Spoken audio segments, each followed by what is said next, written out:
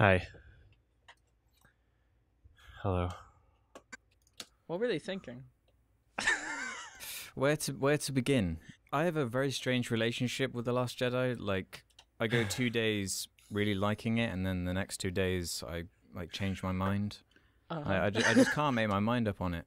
Because a lot of the issues I just don't agree with. Some of the major ones. I do think it has problems. So for some reason, because this whole thing happened where someone made a video on my video, so now I have this reputation for like not thinking that it's possible to for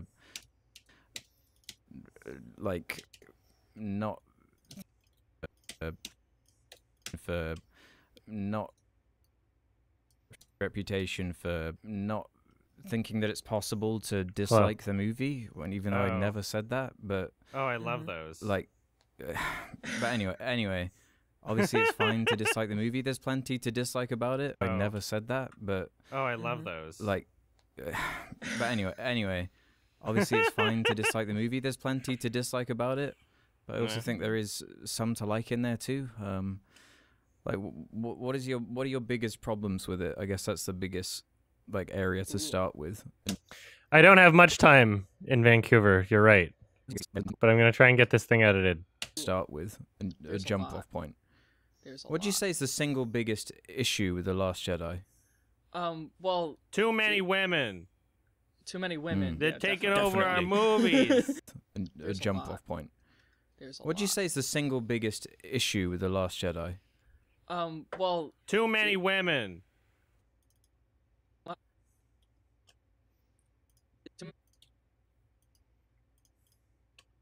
Jedi. Too many Jedi. Too many women. Hello. Biggest issue with The Last Jedi? Too many women. Too many women. They're taking over Definitely. our movies. Okay, let's make it clear that that's not one of the issues involved in it. I mean, I'm being they're completely underwritten. serious. They're underwritten. Yeah. I mean, I'm being they're completely underwritten. serious. They're underwritten. Involved in it. I mean, I'm being they're completely underwritten. serious, Ralph. Involved in it. They're underwritten. Serious, Underwritten. Ralph. Serious, Ralph. Yeah. Involved in it. I'm please. Okay, let's make it clear that that's not one of the issues involved in it. I'm being completely serious, Ralph. Yeah. Stay out of my movies. Stay out. Stay out. Now that is groovy. They're underwritten characters. Stay out of my movies. One of the issues involved in it. I'm being completely serious, Ralph. Yeah. They're underwritten characters. Stay out of my movies. That doesn't work that well. Yeah. Stay out of my movies. Okay. I'm yeah, tired. women are ruining Star Wars. Stay out. Involved in it. Ralph. Yeah. Stay.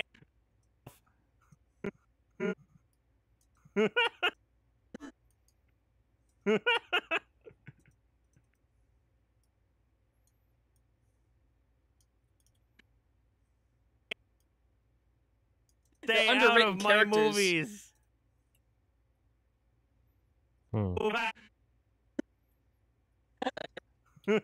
Yeah. Stay out of.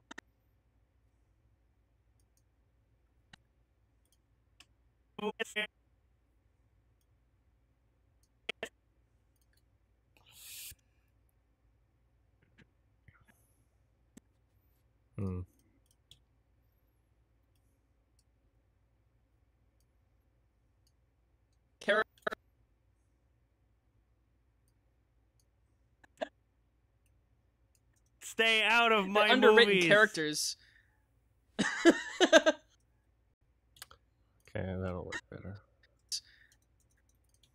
Now that is groovy. Serious, Ralph. Okay, let's make it clear that that's not one of the issues involved in it. I'm being completely serious, Ralph. Yeah. Stay out of my underwritten movies. characters. Okay. I'm yeah, tired. women are ruining Star Wars. That's okay. Wow. The biggest issue is that nothing meant anything. It's a completely pointless movie. Aside from that, and know what the biggest thing was? It felt like it.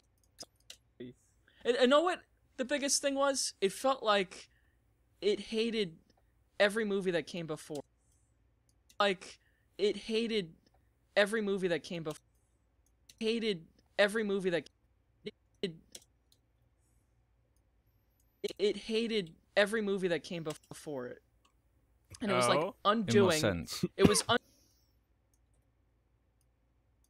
for it, and it was like In what undoing. sense? It was undoing everything every movie before it had established. Okay. And that's what I feel like all of these Disney movies are doing now. Wow. The Star Wars movies is that they hate the movie that came before them and they try to undo everything the last movie did.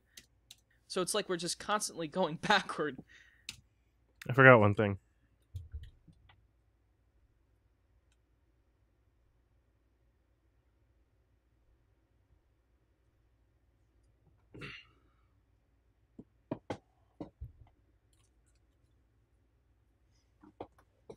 Yeah, the new Predator movie looks like shit. Just constantly going backward. That trailer looks like And I garbage. bet in the next one too, when JJ takes charge again, just constantly going backward. And I bet in the next one too. Oh. The Star Wars. And I bet in the next one too, when JJ takes charge again, it's gonna be okay. I'm gonna undo everything Last Jedi did. Well, I wouldn't say they hate the previous films. I would say that when you have this kind of, you know, it's self-explanatory. It's Disney remake. I would say that it's self-explanatory. I would say that it's self-explanatory. It's Disney remaking Star Wars in 2015, 2018, you know. Like that's you're getting exactly what you pay for in that category. And when that sort of thing happens, you don't get a faithful adaptation based on what made the first movies work so well. You get a rehash of things that are kind of trying to be like the first movies and have a lot of money behind them and hope that it works out and advertise it enough that people will see it and hope that brand recognition works out well, and it did, and they are making a shit ton of money. So I mean, that's what we got. I don't know what people expected when everybody was really excited that Disney was remaking Star Wars in the 2015 era, and now people are disappointed because they got a Disney Star Wars film in the 2015-ish era. I mean, it's basically fan fiction. I'm just not surprised. I mean, it's basically fan fiction. Era. I mean, it's basically fan fiction. Ish era. I mean, it's basically. I'm just not era. I mean, it's basic Era. I mean, it's basically. Era. I mean, it's basically fan fiction. I'm just not surprised, Which is... and I've never given a shit about Star Wars, so that's kind of where I'm sitting. Alex and I are.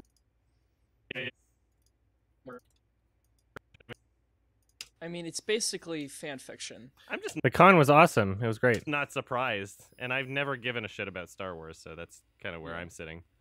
Alex and I are more involved in the Star Wars. Yeah, I don't understand what you mean by it, like hating the previous movie. Alex tries so hard to be polite. Whenever he is like, whenever he has an opinion that he can tell he's disagreeing with the other person talking, he's always like. It's like trying to word it in the nicest way possible. Because all of them are fan. The previous movie. Because all of them are fan fiction. That's just what. What you mean by it, like hating the previous movie? Because well, all of them are fan fiction. That's just what's gonna happen now. Because George is not involved anymore, and I don't have a suit. Involved anymore, and say whatever you want about the prequels, but that's what he wanted to do. So I'm like, okay. The new ones, by the way, aren't as bad as the prequels, but like the seven introduced so many things: Captain Phasma, Snoke, the dynamic between Rey and Luke, and all that. The dynamic Snoke, the dynamic between Rey and Luke, and all these things. And then Ryan gets this stuff, and he's like, okay, I'm gonna undo all of it. Stuff. And he's like, okay, I'm gonna undo all of it. So, like, 80% of the movie is him undoing everything that last movie did. What you just listed there is, like, I wouldn't consider, like, anything... Captain Phasma is, like... I wouldn't consider, like, anything major. Captain Phasma is, like, a minor B character who means nothing. Yeah, but it still takes up 10 minutes of the movie. It's like 10 minutes of this...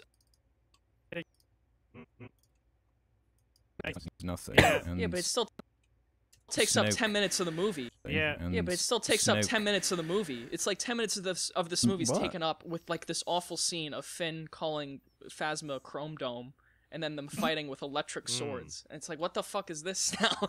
And that's why the movie kind of feels like a mess. It's not undoing it.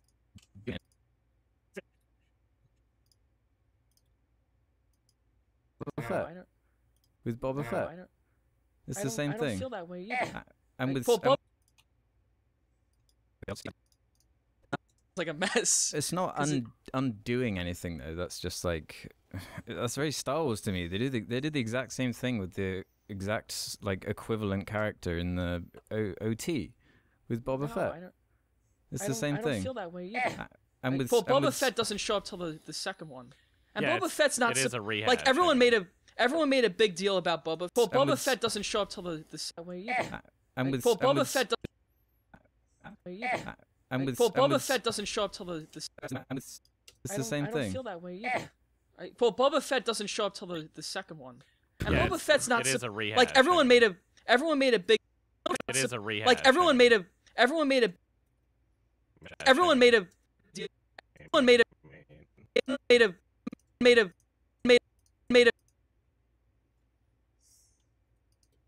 made a big deal about Boba Fett. Everyone made a big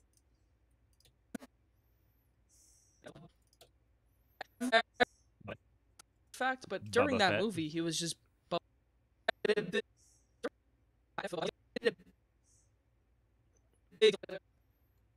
Oh, how am I gonna do this?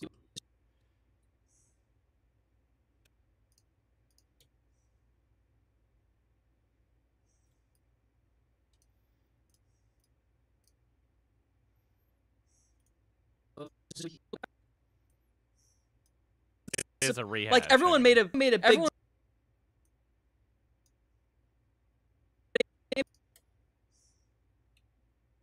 It's a rehash. Like everyone made a big deal about a rehash. Like everyone made a big deal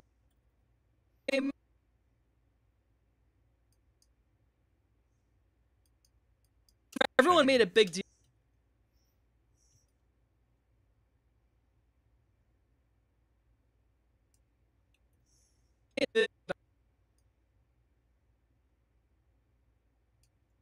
Everyone made a big deal. Like everyone made a big deal. That's good. Boba Fett. It's the same thing. I don't feel that way either. Well, Boba Fett doesn't show up till the second one. And Boba Fett's not... It is a rehash. Like, everyone made a big deal about Boba Fett after the fact, but during that movie, he was just Boba Fett. Yeah, he was just Boba Fett.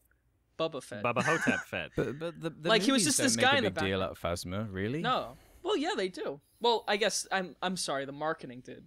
So I guess that's partly it. And then Gwendolyn Christie going on about how great of a...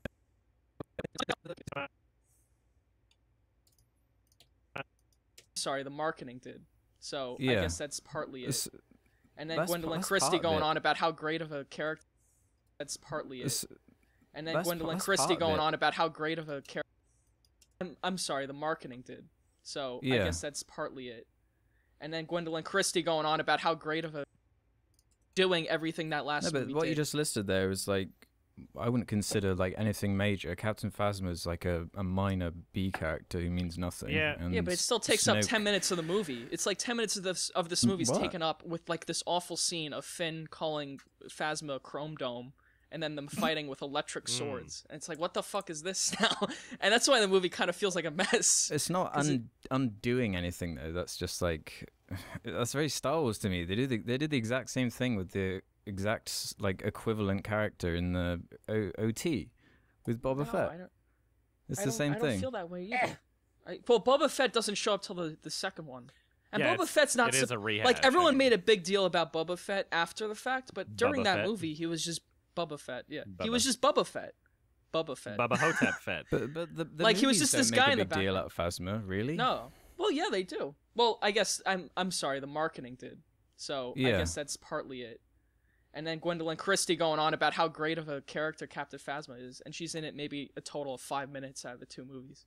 When But you it's said just- Snoke as well, right? Yeah, Snoke, they set But- up this intimidating villain and just kill him at the end because they didn't know what to do with him. Ryan's like, I don't fucking No, know, because so let's just kill him. that character isn't interesting. He's just like a rehash of the Emperor. Exactly, I so really- that's And- what I'm and he- saying.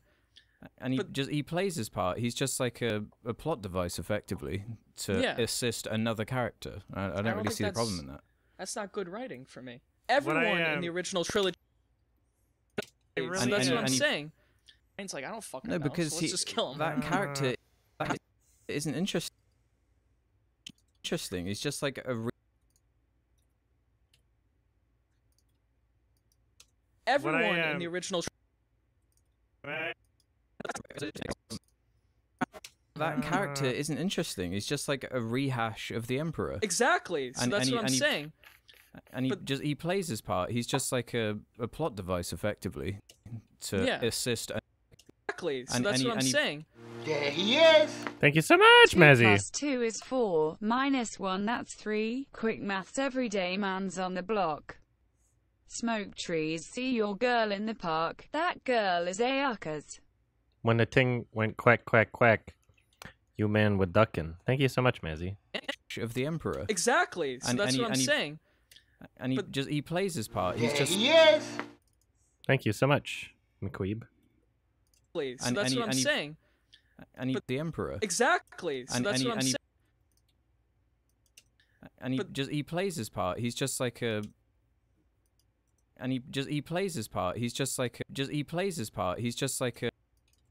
He plays Emperor. Exactly, so that's what I'm saying. He plays his part. He's just like a plot device, effectively, to Yeah. assist another character. I don't really think see the problem that's- in that. That's not good writing for me. Everyone in the original trilogy does something. Everyone in the original trilogy does. The original trilogy. That's not good writing for me. Everyone in the original trilogy does something. Anyway, sorry, Adam, go ahead. What? Everyone in the original trilogy does something. Anyway, sorry, Adam, go ahead. What I take issue with in your criticism, Does something. He does something. what I take issue with in your criticism here is something that a lot of people have been doing, and maybe I'm wrong about this, but I don't think that just because Rian Johnson is the only writer credit, that means that he was the only writer in this Oh, no, definitely not. multi-million There was definitely dollar intervention there. Disney film. So I don't think he can I- really be used as a scapegoat for why this film, either bastardizes earlier characters or parts of the franchise or why it turned I out completely- poorly. I don't think he can really be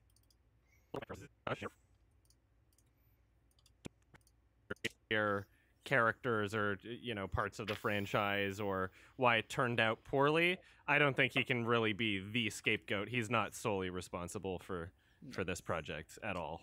I completely agree with you on. At all.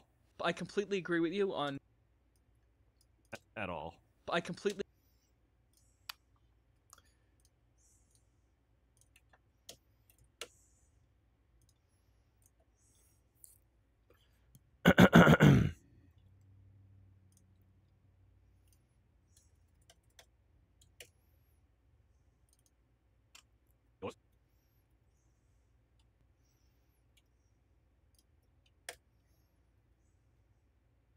I completely agree with you on, but on those certain elements like Phasma and whatever, those had to be his decisions, because I don't know why Disney would decide.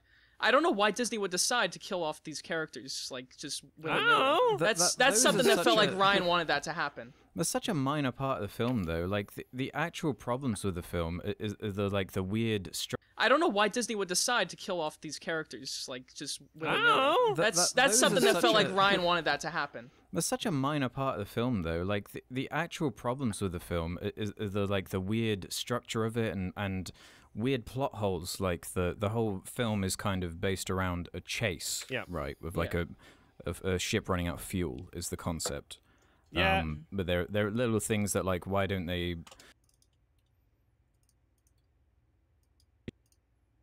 fuel is the concept. But there are little things that, like, why don't they, I don't know, send a few destroyers in front of it and just shoot it from the front, you know, stuff like that you can't really argue against. Or like, I know a lot of fans have problems with the new things that the Force can do all of a sudden. I do too. Yeah, whatever. I mean, they changed it in the prequels anyway too, and they were like, it's fucking son. All right. midichlorian or whatever. Anyway too, and they were like, it's midichlorian or whatever. I kind of understand, but I also don't at the same time. Like, what does it actually ruin? Like, I heard the argument that the Force hologram thing like ruins everything, because why didn't they just use it in the past to solve every issue they've ever had? Like, solve every issue they've ever had, like send someone into the Death Star to destroy it as a ghost or whatever. There's a kind of a reason for that that's kind of a spoiler. A kind of a reason for that that's kind of as a the Death Star to destroy it as a ghost or whatever. There's a kind of a reason for that that's kind of a spoiler. Are we gonna say that this is a spoiler discussion? I think it's fine to spoil, to be honest. Okay, like, this is a spoiler discussion. Well, my interpretation Luke dies. Yeah, I mean, like, that apparently it's just the, you know, super move that uses all of your PP, and then you're left to flinch and then die. What? Yeah, what does it ruin for you? Flinch and then die. What? Yeah, what does it ruin for you, Ralph? Well, the Force, I'm a big fan of the original trilogy. I hate what they did with the Force in the same.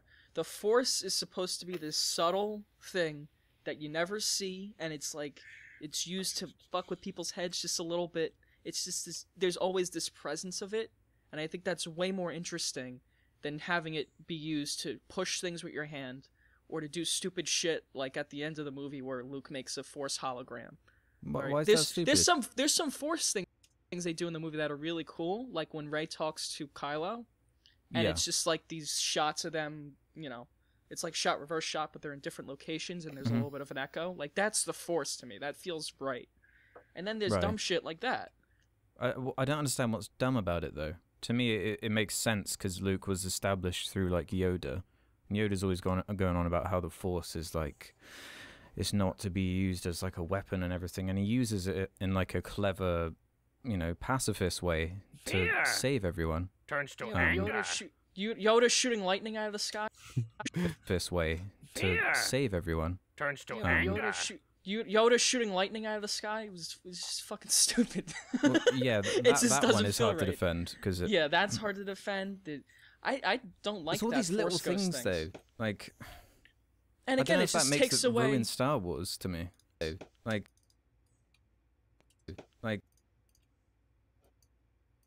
So, like. And again, it just takes away. Defend the things. Like, I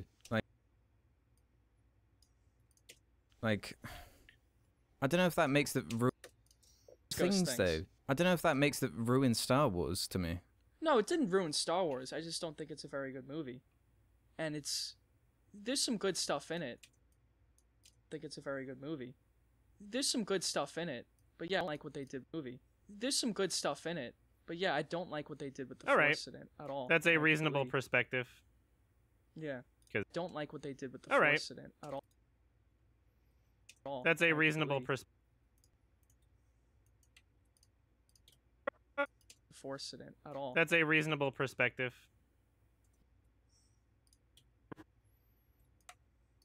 Force in it at all. That's a reasonable perspective.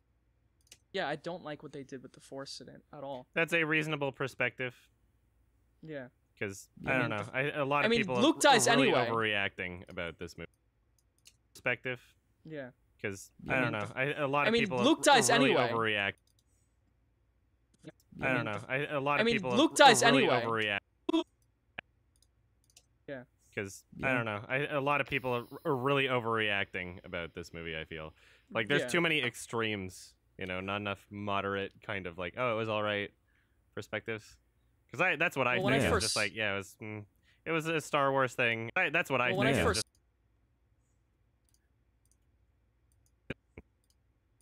That's what I think. Is just like, yeah, it was a Star Wars thing, and yeah, it was kind of dumb, but so are a lot of the other ones. So when I first saw it, it was like right down the middle, and it's leaned more toward negative as time has gone on. But you know, I don't hate it outright. It's still better than the prequels. Yeah. Okay. What about like? I was trying to think about this. Like the movie. It's still better than the prequels. I was trying to think of prequels. I was trying to think about this. Like the movie clearly has this message, and everything's trying to build towards this concept and idea of like failure, and you know, actually as themes. What greater like themes do old Star actually as themes? What greater like themes do old Star Wars movies have, or like that all build into this? Greater themes do old Star Wars movies have, or like that all build into this? That all build into this Star Wars movies have, that all build into this central idea, like of narrative structure. Do they have any beyond like Empire really vague? Strikes Back had this theme of failure too, but the thing is, that movie actually had stakes and consequences for the failure. Like at the end of that movie, things are royally fucked. By the end of it, and at the end of this, everyone fails, and no one pays for it. All the characters are fine, and they're basically the same people at the end. Finn did absolutely nothing the whole movie, and that one chance he did have to do something, which which is sacrifice himself. I think that's the worst scene in the movie. It's what was that stupid? I think that's the worst scene in the movie. It's what was that stupid line? To like love is stupid line. To what was that stupid line? It's what was that stupid scene in the movie? What was that stupid line? Scene in the movie. What was that scene in the movie? What was that stupid line? That stupid line. Like love is gonna save us as a fucking explosion goes off behind him. Oh yeah. As the whole rebellion gets blown up right in the background. The justification for crashing into him. That's the most confusing part. The just crashing into him. Yeah. But Alex. Crashing into him. Yeah. But Alex, I like that theme. I like that idea that the rebellion is like almost dead. Rebellion is like almost dead, and they're getting hunted down, and it's these few guys left that defend it. It's kind of like the story of 300, where like these few men inspire the whole galaxy to rebel against the Empire. Their actions in this movie, but that's not what happens. It's just like this boring fucking movie where no one does anything. And then Luke becomes a hologram, and it's like, why didn't Luke just go there and like sacrifice himself? I don't know. I don't see. I don't understand that idea either. How that would improve the movie at all? Sacrifice himself. I don't know. I don't see. I don't.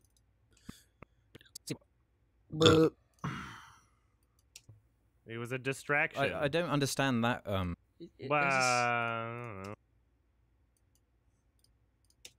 He was sacrifice himself. I don't know. He was a distraction. Himself. He was a distraction. I don't understand that idea either. How that would improve the movie at all?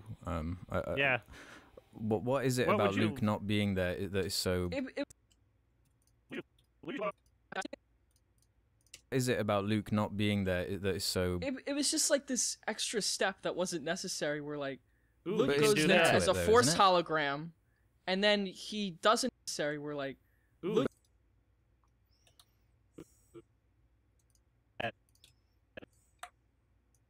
We're like, ooh, he can do Luke that. goes there as a Force hologram, and then he doesn't die. Necessary. We're like, ooh, he can do Luke that. goes there as a Force hologram.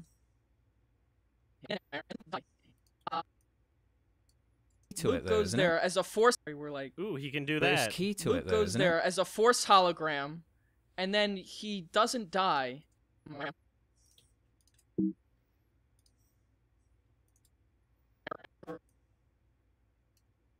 Necessary. We're like, ooh, he can do that. that. There's key to it, though, Luke isn't it? goes there as a Force hologram, and then step that wasn't necessary. We're like, ooh, he can do There's that. key to it, though, Luke isn't it? goes there as a Force hologram, and then he doesn't die. And then they cut to him. Yeah, but he doesn't die on the they try to shoot his hologram and he doesn't die. And you're like, oh man, Luke's invincible. And then Luke disappears, and then he just dies on the planet. And it's like, why'd you need that extra step? Couldn't you just go to the planet and kill himself, sacrifice himself in like this dramatic scene? But no, he's just like on a hill somewhere, and he just fades away. Bye. That's a Bye. Bye. That's a personal thing. I mean, you could like that, but that's a little gripe I have with it. Yeah, I very much empathize with that. Gripe I have with it. I very much empathize with the perspective that it does. Very much perspective that it does kind of bastardize and change how Star Wars is quote unquote supposed to be. But I guess also from the perspective that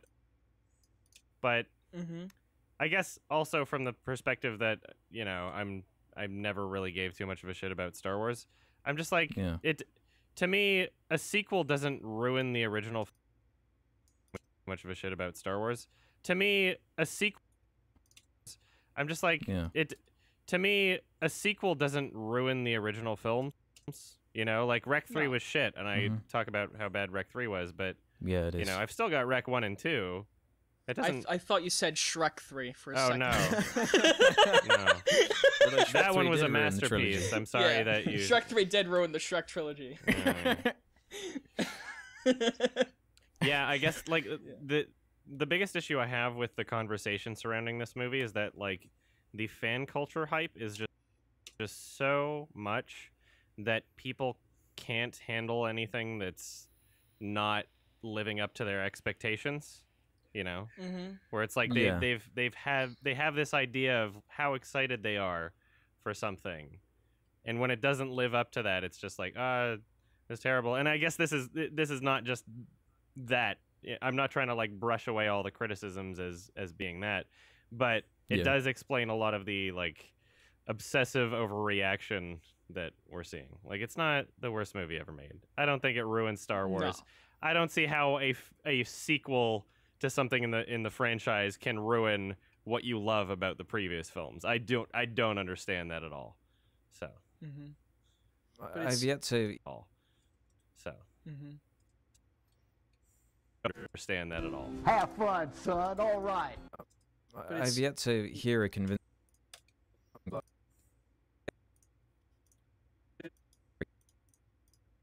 And that at all. I've yet to. At all. I've yet to hear.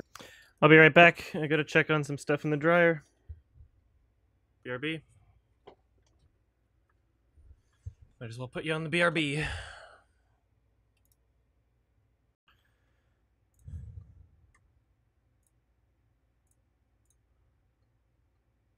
Hello.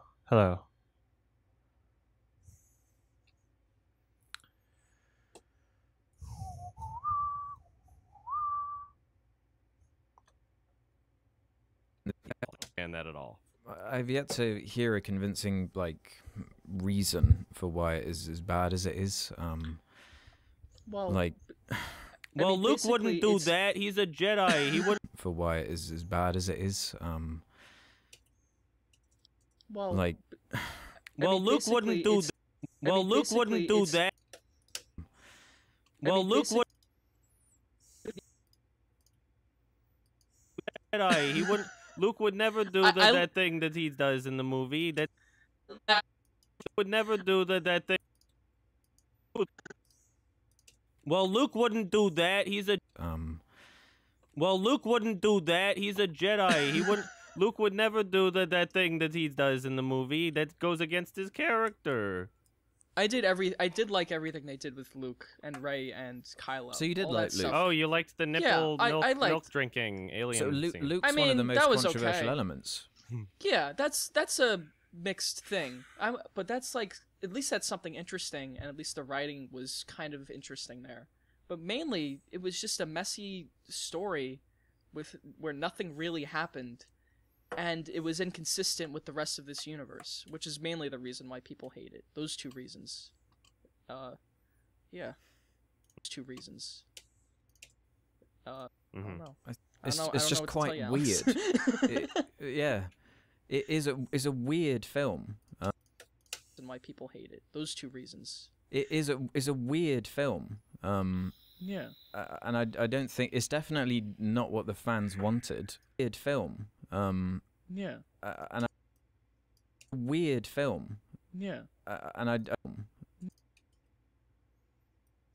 weird film. Yeah. And I don't think it's definitely not what the fans wanted, but I never approached it from that perspective. I was going into it knowing it was a Rian Johnson movie, and I was just kind of watching it as his interpretation of a Star Wars movie. Like, I don't go in hoping for things to happen in that same way that I guess some of the fans do. I guess the problems come in I guess same way that I guess some of the fans do. I guess the problem. The fans do.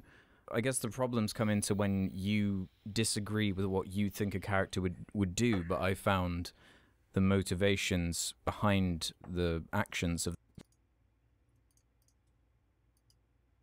the certain characters in the movie to be understandable based on what we know about them. I know people disagree with that, but to me, I can find reasons behind it. So for Luke, yes, and for Luke, Rey's that's Rey's the a main bit one. better in this movie.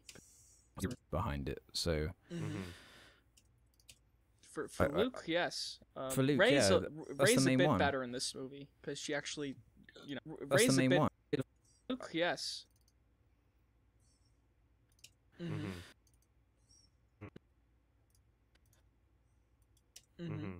Behind it, so for Luke, yes, and for Luke, Rey's that's Rey's the a main bit one. better in this movie because she actually, I can find reasons behind it, so for Luke, yes. For Luke, yes, and Rey's a bit better in this movie because she actually well, and Rey's a bit yes, and Rey's a bit and Rey's a bit better in this movie because she actually struggles a bit. well, Because she actually struggles a bit. well, I said in my Struggles a bit. well, I said in my video that A bit. I said in my video that I find that a lot of the issues come from the place that J.J. Abrams decided to start this new trilogy from. He said it in a time period where all of the interesting stuff has kind of already happened. So we want to see Luke training happened. We want to see Luke training people. We want to see what happens with Kylo, going evil or whatever. But they jumped so far into the future with this very simplistic set of new characters that are kind of just based in this retread of A New Hope. Yeah. So I don't really know what else Johnson could have even done with like what he's done with like what done with like what pieces were left at the end of it. Yeah, that's the issue too. Is that could have even done more what pieces porgs were left at the end of it.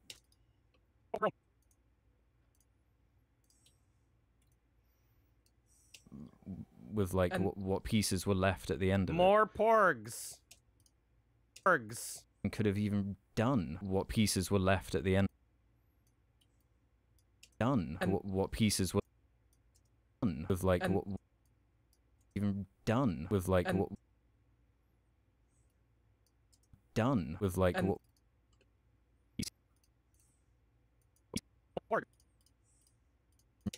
done with like what pieces were left at the end of more porgs. Yeah, that's the issue too. Is that they had no. Yeah, that's the issue too. Is that they had no plan for any of this. I think Ryan said that in a tweet. That they had no fucking idea. Kathleen Kennedy, who's supposed to be in charge of this thing, like she doesn't have a plan. These movies are going to make $1 billion each easily. No matter what. what. That is what baffles me the most. Yeah, and that's what it feels easily. No matter what. That is what baffles me the most. Yeah, and that's what it feels like. That's why it doesn't have a plan. That is what baffles me the most. No matter.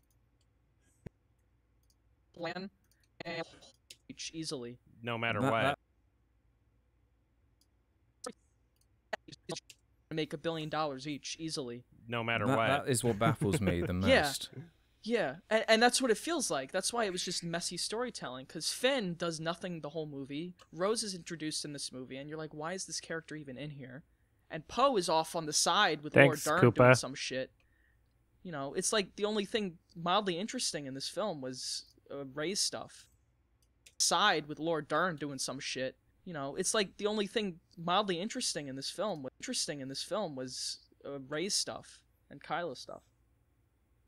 What is frustrating about it is you can see how these from stuff. What is frustrating about Kylo stuff. What is frustrating about it is you can see how these characters from the beginning in a different structure and different story could have been really amazing. Yeah. Like everything the fans could have wanted, but I don't know. There's just this Star Wars nostalgia attack that Hollywood just knows will work. You know, you shove a TIE fighter and an X-Wing on the screen and they know they're going to get a cheer. So well, the thing is like even with every well, the thing is like even with every cheer. So well, the thing is like even with well.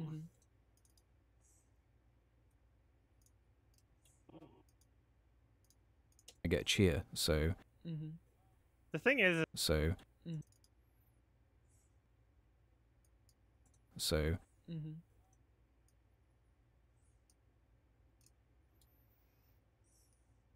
so so he does a lot of long exasperated sighs. Yeah, so yeah, so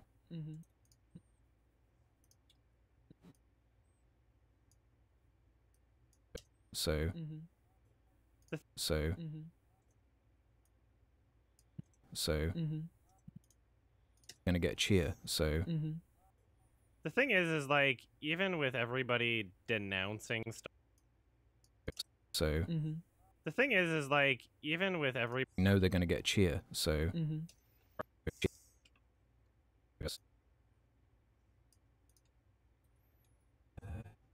they know they're gonna get cheer. Get cheer. Get cheer. The thing is like even with everybody denouncing Star Wars from Episode 8, I predict that probably the majority of those same people will still see the next episode. Of course they will. You know, even if the next episode. Of course they will. You know, even if 100%. they're going into it just being like, I'm probably gonna hate this. You know, it's probably and that's part of it too. They're still like, gonna buy a ticket. They will. You know, even if 100%. they're going into it just being like, I'm probably gonna hate this. You know, it's probably and that's part. That's part of it too. They're still like, gonna buy a ticket. It is a new trilogy. You know, it's probably they're still gonna buy a ticket. You know, it's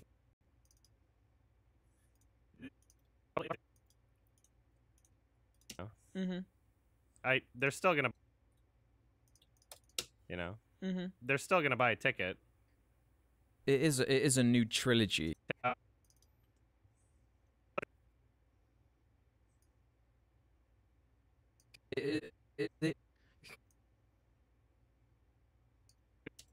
They're still gonna buy a ticket. And that's part of it too. Like it is a new trilogy. They're still gonna buy a ticket. And that's part of it too. They're still gonna buy a ticket. And that's part of it too. Like it is a new trilogy, so it's hard to look at the full picture without seeing the last one too. So I am reserving some of it to that. Like if the third one really does just go against everything The Last Jedi did and doesn't build on anything that the previous two ones did, then at the end of it all, it will just kind of been a colossal waste. Yeah. Of a bunch of interesting concepts and ideas. Kind of been a colossal waste of a bunch of interesting concepts and ideas. I mean, I don't think that means there's. But I think that's what's gonna happen because they don't have a plan. And ideas. I mean. I don't think that means there's. But I think that's what's gonna happen. I like how Alex needs. You know what he needs to do? He needs to continue it even if Ralph interrupts him, because there's so many times where he stops saying what he's gonna say, just because Ralph, which is a little unfortunate. Too, like it is a new trilogy, so a bunch of interesting concepts and ideas. Yeah, I mean, because I have to like edit it in a way where it seems like Ralph didn't interrupt him. I'm not trying to shit on Ralph, obviously, because I accidentally do it too. We all do it. But Alex is the one that like stops his train of thought because he's way too polite. I know. Ideas. But I think that's what's gonna happen because they don't have a plan. So concepts and ideas. That's what's gonna happen. Because it's just Alex is way too nice. He's way too polite. And anyway, ideas. That's what's gonna happen because they don't have a plan. So JJ's gonna go like, I don't know. They might have a loose do plan. Everything he did. Because I'm like, I don't know. Like there wasn't a plan for Empire, was there? I don't know. They might have a loose do plan. everything he did. I don't know. Like there wasn't a plan. I don't know. Like there wasn't a plan. He's gonna go like, I don't know. They might have a loose do plan. everything he did. Ideas. That's what's gonna happen because they don't have a plan. So JJ's gonna go like, I don't know. They might have a loose do plan. everything he did. I don't know. Like there wasn't a plan for Empire, was there? And they still made one of the best Star Wars movie, That's arguably. true too. So I wouldn't write it off quite yet. That's arguably. true too. So I wouldn't write.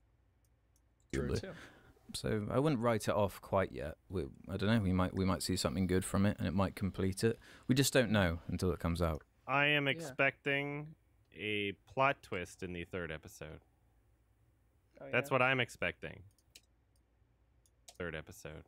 Oh, That's what I'm expecting. And then a plot twist that may or may not explain away a plot twist that a plot.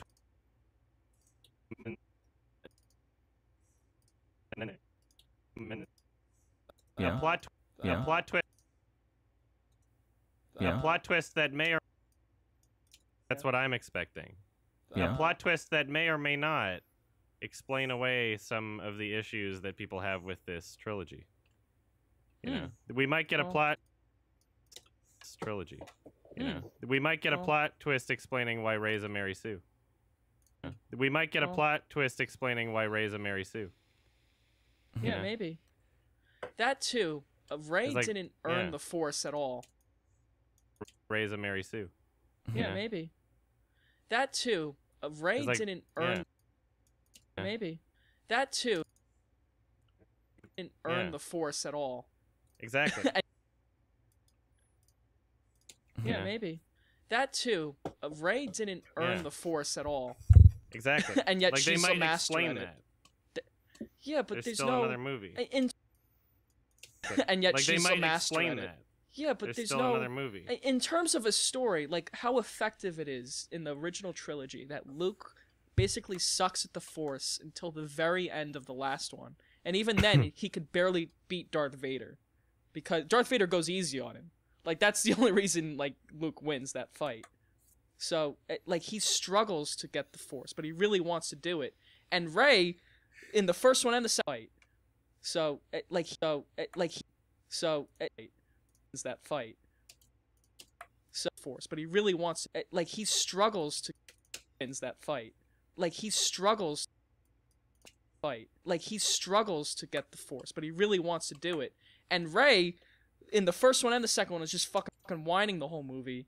And then she wins the Force anyway. She masters the Force. Hell yeah. And having any genetic blood tie to anything.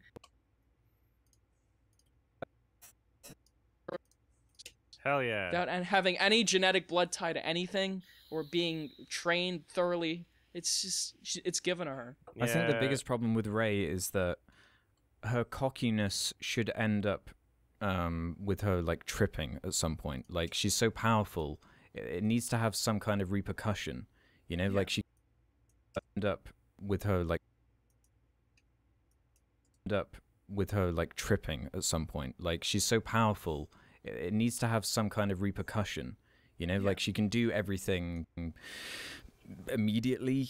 She doesn't have to, like, earn or work for it, and I'd be okay with that. I'd be okay with that if it had some kind of greater effect or repercussion as a result of, like, if she was built up from the start of, like, wow, look how, like, powerful I am from, like, nothing. I'm, like, the greatest, and powerful I am from, like, nothing. I'm, like, the greatest, and it led to some kind of consequence that made her learn a lesson or change. That could be interesting. I mean, there's no consequences. A lot of these characters, including consequences. A lot of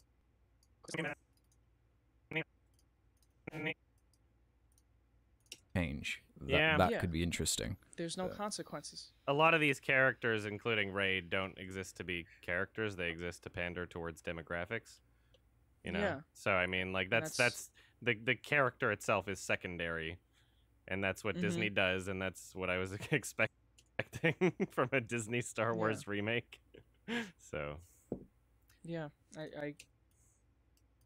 So. Yeah. So.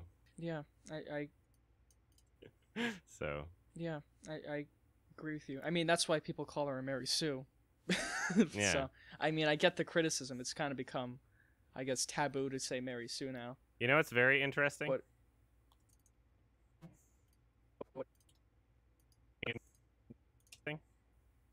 Is that Disney is very interesting. What? Is that Disney is willing to appeal to basically every minority demographic possible, except gay people, because that doesn't sell in China. Yeah, that's why. Yeah, because that doesn't sell in China.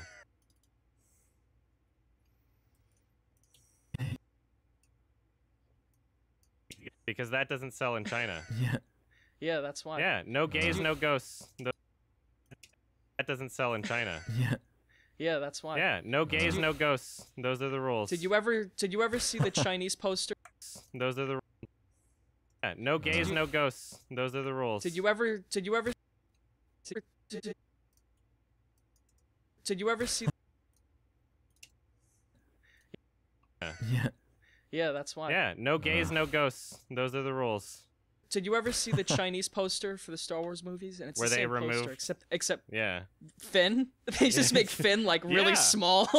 It's like holy. Chinese poster for the Star Wars movies, and it's Where the they same remove- poster, except Yeah. Finn. They just make Finn like really Yeah. small. except Yeah. Finn. Finn. And it's the same poster, except Yeah. Finn. They just make Finn like really Yeah. small. It's like holy shit! Isn't that fucking horrible? Isn't that kind of fucked up though? Like that It is. now Hollywood is just making movies for China? Because they're Yeah. a huge audience now. And that's why we see these trends. Mm-hmm. I mean, the Black Panther poster, they. Mm-hmm.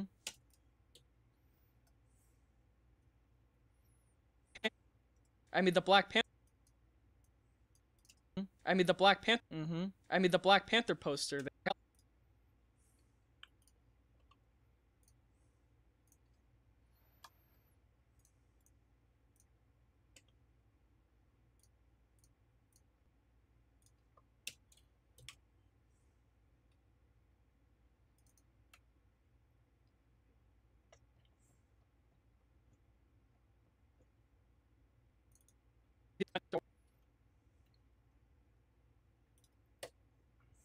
I mean, the Black Panther poster, they covered Chadwick Boseman's face with the Black Panther mask as well. Yeah. They don't want Yeah. Chinese people to know there's a black man in that suit. But it's like it's not just it's not even A black man in that suit. but it's like it's not just it's not even just the marketing.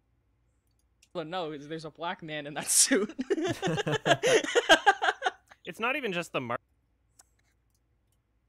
guess, There's a black man in that suit. but it's like it's not even just the marketing. It's like it's the films themselves. You know? Do you think they re-edit these movies? With Well, like, I don't know, mean- like, they just CGI movies. With Well, like, I don't know, mean- like, they just CGI Finn out and put Jai Courtney there or something. There's there's actually a Wikipedia list of like edits that films have made for the Chinese market, and which films are banned, and you know what changes were made to certain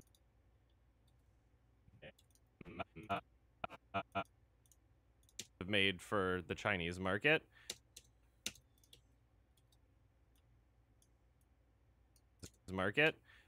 And which films are banned, and you know what changes were made to certain films.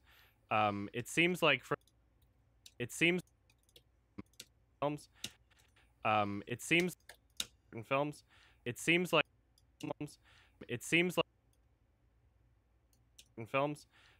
like from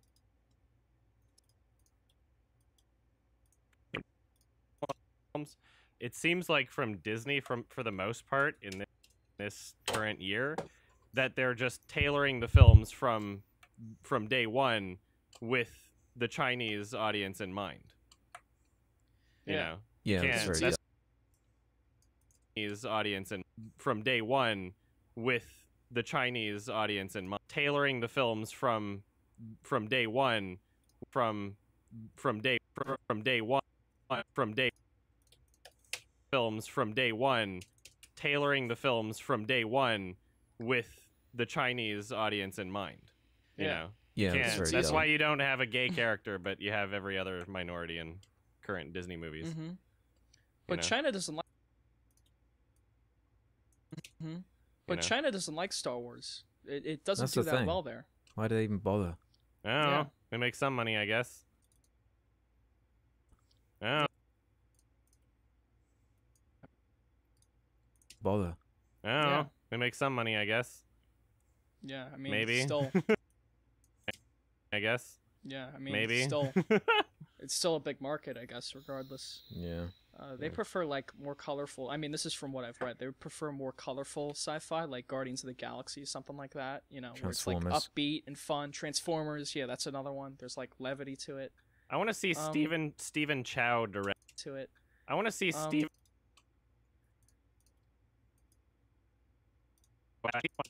I want to see Stephen Chow. I want to see Stephen Chow direct a Marvel movie. I would love that too. That'd be awesome. That would be great. That's another issue with the movie too. That would be great. That's another issue with the movie too. It'd be great. That's another issue with the movie too. It's very tonally inconsistent, where you got the porgs in there, and then you got fights with like hardcore violence, people getting decapitated. So it's this blend of like, who's this movie made for? I guess it's kind of made for everybody, but it doesn't really mesh. What'd you guys think of the fight scene with the red dudes? Mesh. What'd you guys think of the fight scene with the red dudes? I love that fight scene. Fight scene with the red dudes. I love that fight scene. I didn't. Yeah, I like it. Yeah, you thought it was too slow. I didn't. Yeah, I like it. Yeah, you thought it was too slow, right? The choreography just didn't seem realistic at all. They built it up so much, you know. They built it up as this like, oh, can't you wait until this fight scene's gonna happen, and then it happened. And I'm like, this isn't. It didn't seem believable. It didn't seem fluid. It seemed like there were a lot more days of rehearsal. Fluid. It seemed like there were.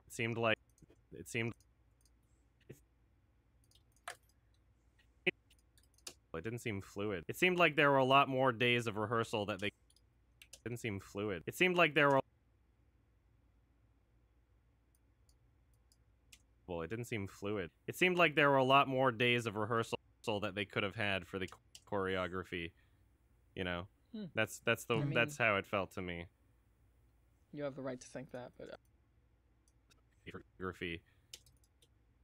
That's how it felt to me. You have the right. That's how it felt to me. You have the choreography. You know, that's how choreography. That's how it felt to me. You have the right to think that, but I thought it was awesome. And it was so different too, to have a lightsaber fight that's not just two guys with a lightsaber. Yeah, it's so strange. Like two lightsabers don't even touch in the whole film. Yeah. Yeah. That's awesome. I do like that as well. Yeah, I feel it's so. Yeah. Yeah.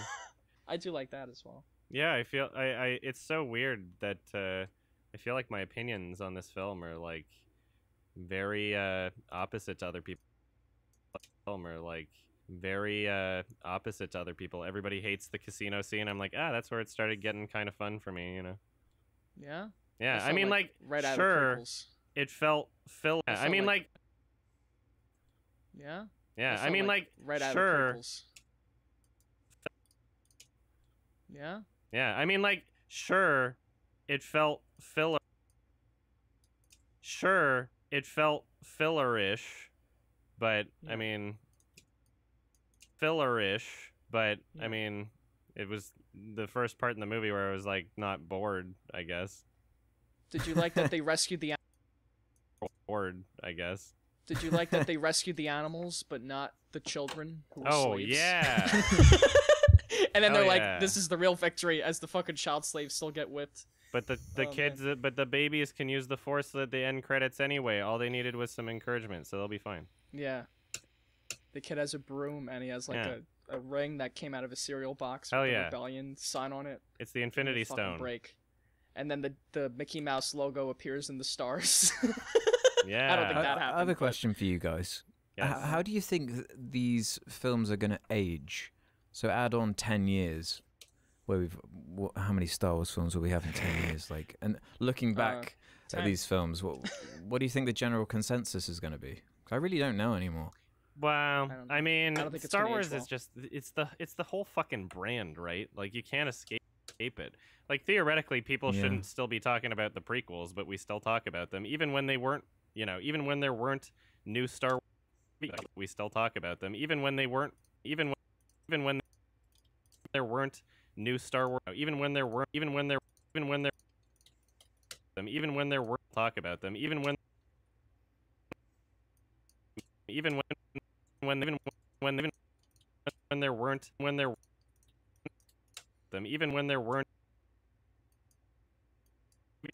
weren't about them, even when there weren't them, even when there weren't talk about them, even when there weren't new Star Wars movies in development. Like they're always going to be a point in development. Like they're always going to be a point in a conversation. They're always going to be a hot topic, you know.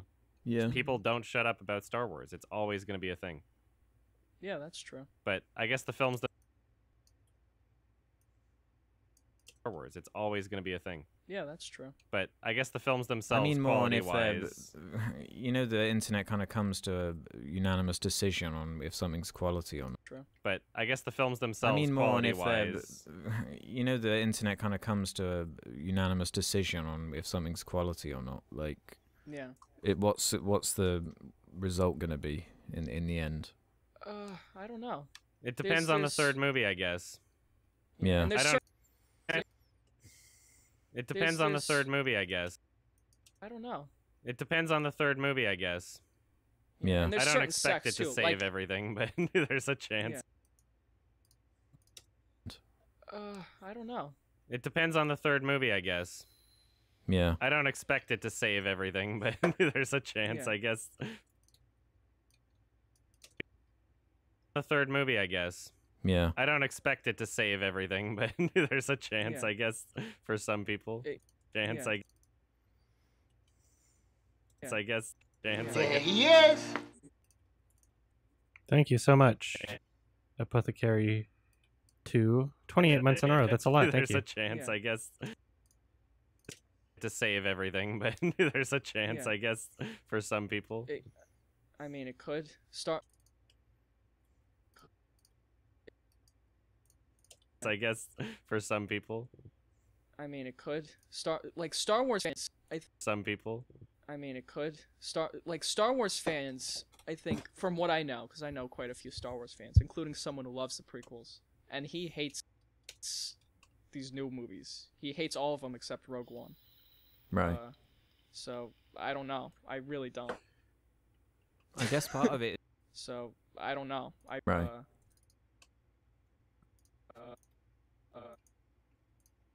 These new. Right. All of them except Rogue One. Rogue One. Right. So I don't know. One. Right. So I don't know. I really don't. I guess part of it is just there. I really don't.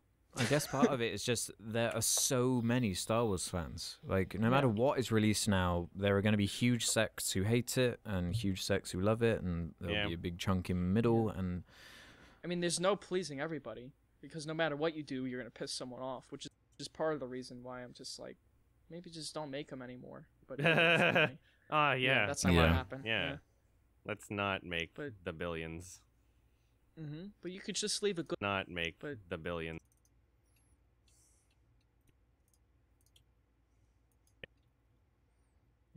I mean, there's no pleasing everybody, because no matter what you do, you're.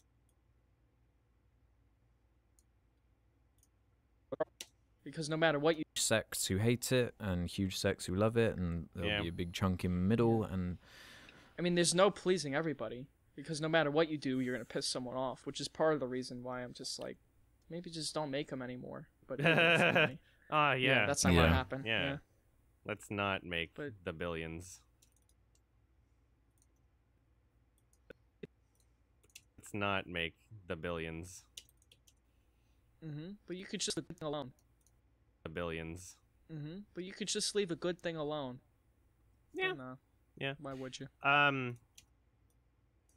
Good thing alone. Yeah. Why would you? I feel like if Ryan. Yeah. Why would you? Yeah. Why would you? I feel like if Alone. Yeah. Why would you? I feel like if Ryan Johnson, if they gave him so much creative control that it was all his fault, then I feel like Ryan Johnson, if they gave if they gave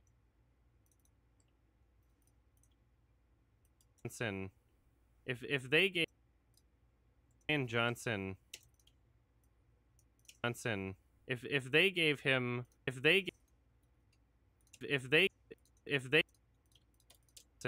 if they gave him so much creative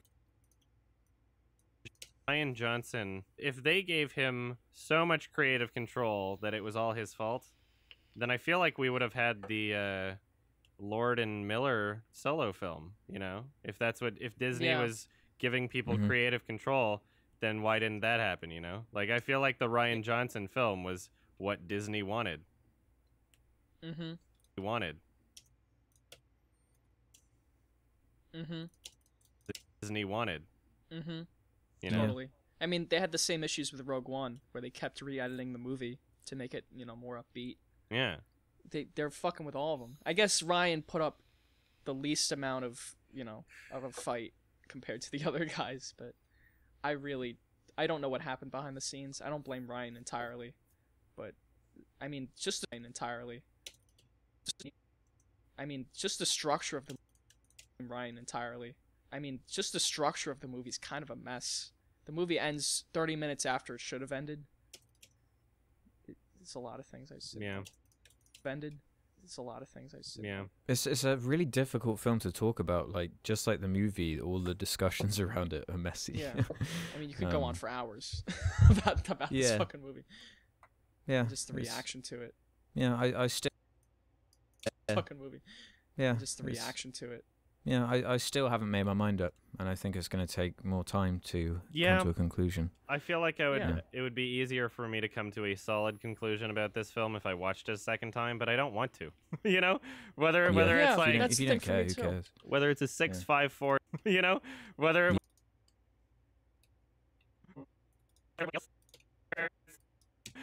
yeah, if you don't care, who cares? Whether you know. Yeah. Yeah. Yeah. You know? Yeah. Yeah. If you don't care, who cares? Whether it's a 65432 or whatever, you know, it's one of those. It's not a 7. No matter what, it's like I'm not.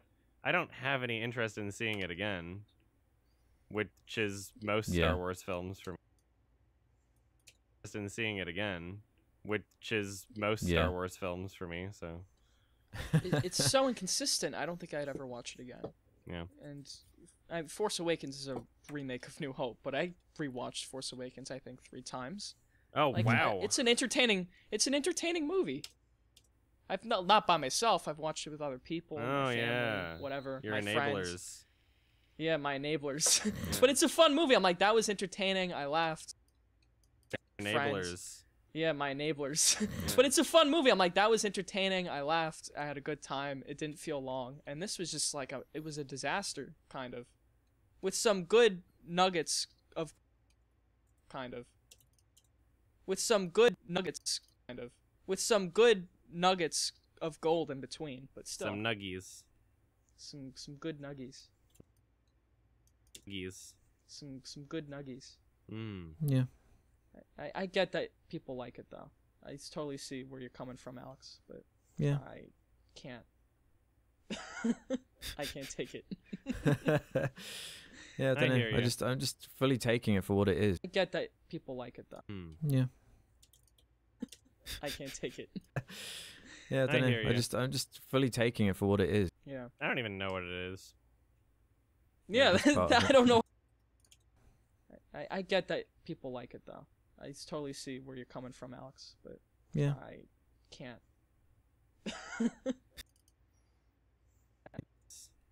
Some good nuggies. I can't take it. Ralph's audio is so inconsistent. In between, but still. Some nuggies. Some good nuggies. Yeah. I get that people like it though. I totally see where you're coming from, Alex, but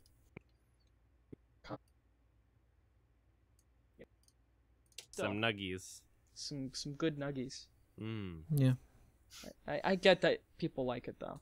I totally see that people like. Yeah. I get. Yeah. I get that people like. Yeah. I get that. Yeah. I get that people like it. Yeah. I get that people like it though. I totally see where you. I get that people like it though. I totally see where you're coming from, Alex, but yeah, I can't. I can't take it. Yeah, I don't know. I'm just fully taking it for what it is. I mean, yeah. I don't even know what it is. Yeah, I don't know what it is either.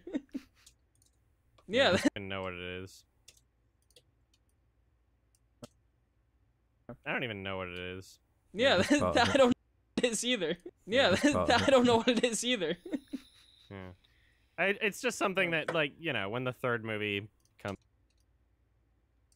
It is either. It's just something that, like, you know, when the third movie comes out, I'll probably have more of a solid... opinion. Because then it'll be in perspective of the trilogy, which... Yeah. You know, theoretically, the trilogy is its own piece, I guess. Yeah. That's how I've been thinking about it. I know an older Star Wars fan. I guess. Yeah. That's how I've been thinking about it. I guess. Yeah. That's how I've been thinking about it. I know it. I guess. Yeah. That's how I've been thinking about it. I know an older Star Wars fan as well, and he was telling me when Empire Strikes Back first came out, because he was alive during that time, people hated it. They had the kind of the same reaction as they did to The Last Jedi, and now we look back on Empire Strikes Back like it's a classic. Yeah, that's not going to happen here. Does he like The Last Jedi? That's not going to happen. We look back on Empire Strikes Back like it's a classic. No, an older Star Wars fan as well, and he was...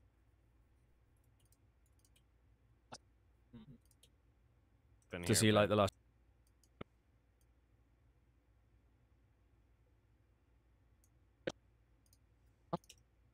as well, and he was telling... I guess. Yeah. That's how I've been thinking about it. I know an older Star Wars fan as well, and he was telling me when Empire Strikes Back first came out, because he was alive during that time, people hated it. They had the kind of the same reaction as they did to Last Jedi.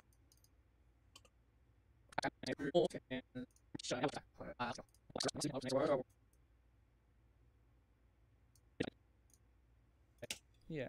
That's how I've been thinking about it. I know an older Star Wars fan as well, and he was telling me when Empire Strikes Back first came out, because he was alive during that time, people hated it.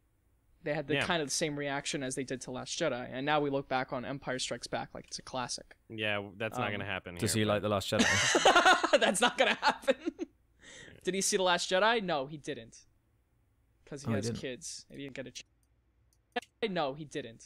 Because he has kids. Maybe he didn't get a chance to when I was talking. Oh, okay. All right. I mean, you could think it's a giant piece of shit. Who knows?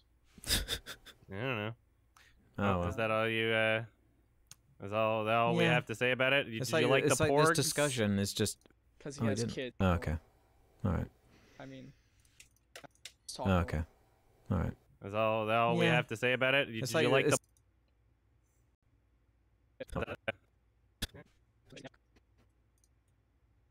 Thank you, Sardonicast.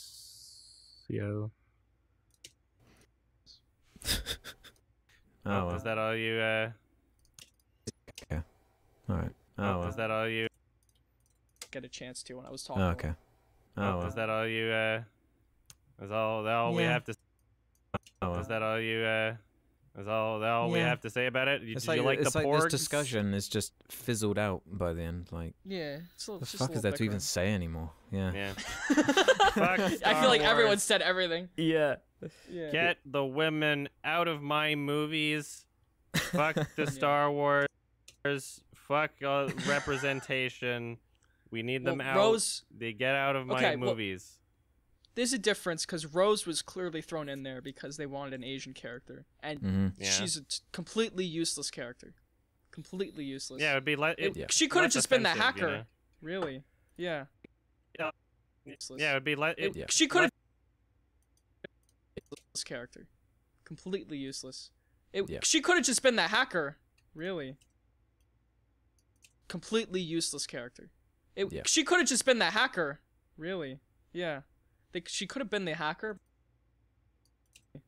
She could have been the hacker, but I guess they thought that was offensive to make like, the only Asian character a hacker. I just want to see like actual representation, you know?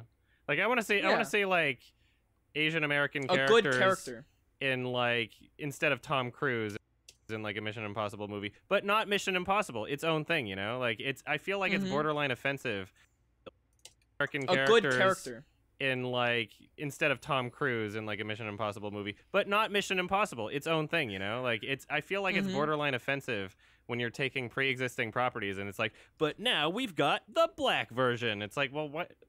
can we not have something successful that's its own original concept? You know, like women Ghostbusters sort of thing. Like, it's not the issue that it's women. It's that you're bringing nothing to it other than gender swap,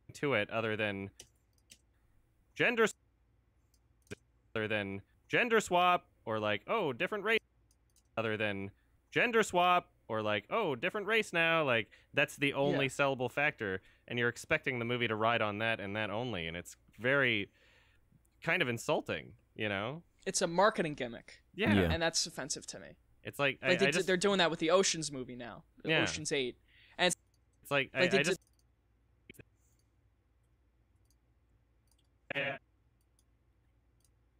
it's a marketing gimmick. Yeah. And that's offensive to me. Like, they're doing that with the Ocean. I'm leaving for Cannes in the next, I don't know how many hours, but I'm gonna wake up. My friend's gonna drive me to Seattle, and I'm gonna catch a flight from there because it's less expensive. But I have my alarm set. It's kind of insulting, you know? It's a marketing gimmick. Yeah. And that's offensive to me. Like, they're doing that with the Oceans movie now. Oceans 8. And it's like, oh, we have 8 women, so they're going to I'm just trying to get this done before I go to bed, so. Steal jewelry. It's like, what the fuck? God. That's not cool. Yeah, what's cool about stealing a diamond necklace? It's pandering to the point where I'm surprised more people aren't offended by it. You know? Yeah, really. It's like, I don't, you know, I'm a gay dude. I wouldn't want gay ghosts. You know? Yeah, really. You know, I'm a gay dude. I wouldn't want gay ghosts offended by it. You know, I'm a gay. People aren't offended by it. You know, I'm a gay dude. I wouldn't want gay Ghostbusters. You know, that pandering to me. Busters. You know, that pandering to me, and expecting that I'll automatically like it because apparently I can't relate to people who aren't gay or something. You know, it's like, oh, I didn't relate to these straight characters before, but now, you know, Hollywood, they're a bunch of. But now. You know, Hollywood, they're a bunch of cowards. They never take any risks. Yeah, I want the gay furry Ghostbusters. Yeah. Gay furry Ghostbusters.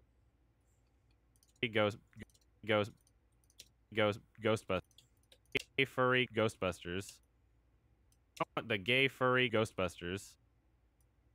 Gay furry Ghostbusters. I want the gay furry Ghostbusters. Yeah.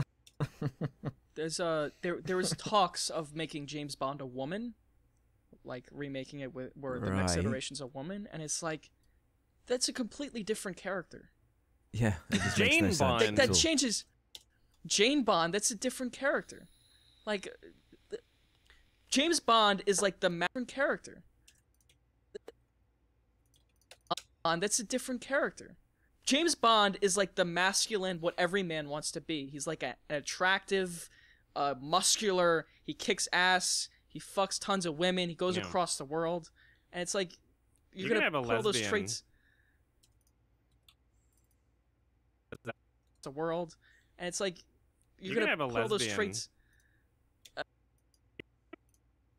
and he goes across the world. You're gonna have a lesbian. Goes across the world. You're gonna have a lesbian. You're gonna have a across the world. You're gonna have a You're gonna have a lesbian. I guess. Lesbian. A lesbian. I guess.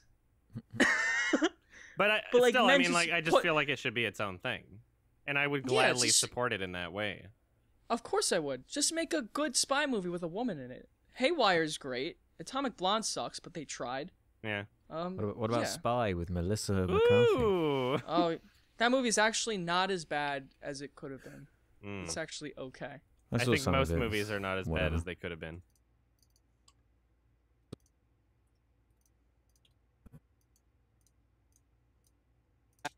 Bad as it could have been.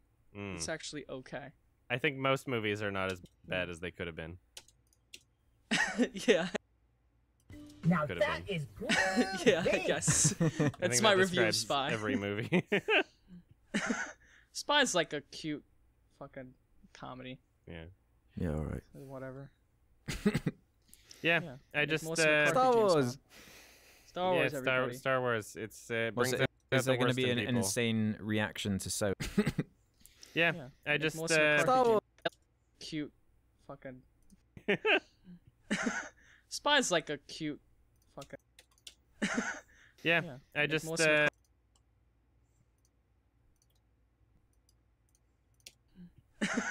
yeah.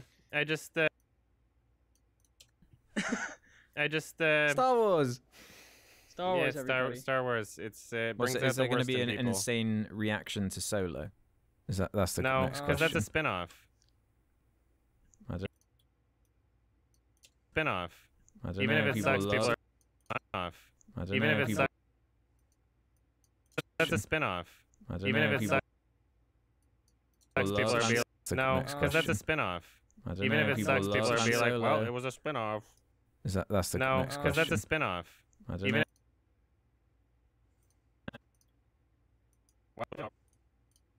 Because that's a spin-off. Even if it No sucks, one people. That's a spin-off. Even if it No sucks, one people gives are a be shit. like, well, it was a spin-off. I guess I it's really a character have no from the interest in seeing original. Solo. So. Yeah, I have no interest in seeing it. I'm gonna see it because I want to make money. Spin-off. I guess I it's.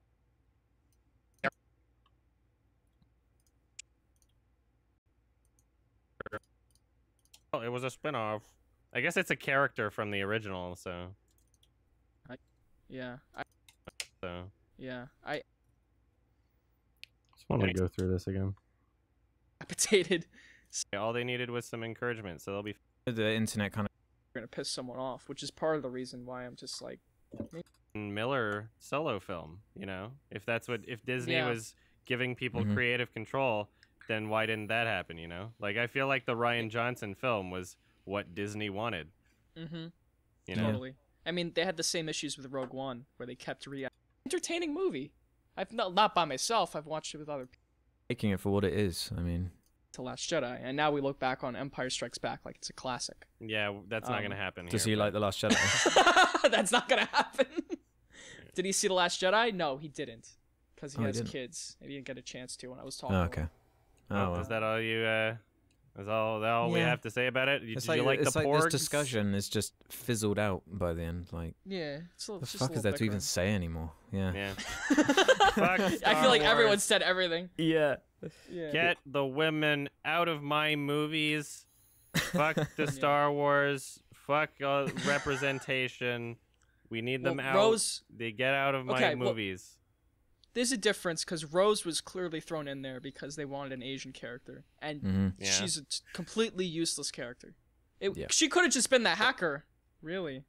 She could have been the hacker, but I guess they thought that was offensive to make Yeah. like, the only Asian character a hacker. I But I just want to whatever. see like actual representation. You know, like I want to see Yeah. like Asian American A characters good character.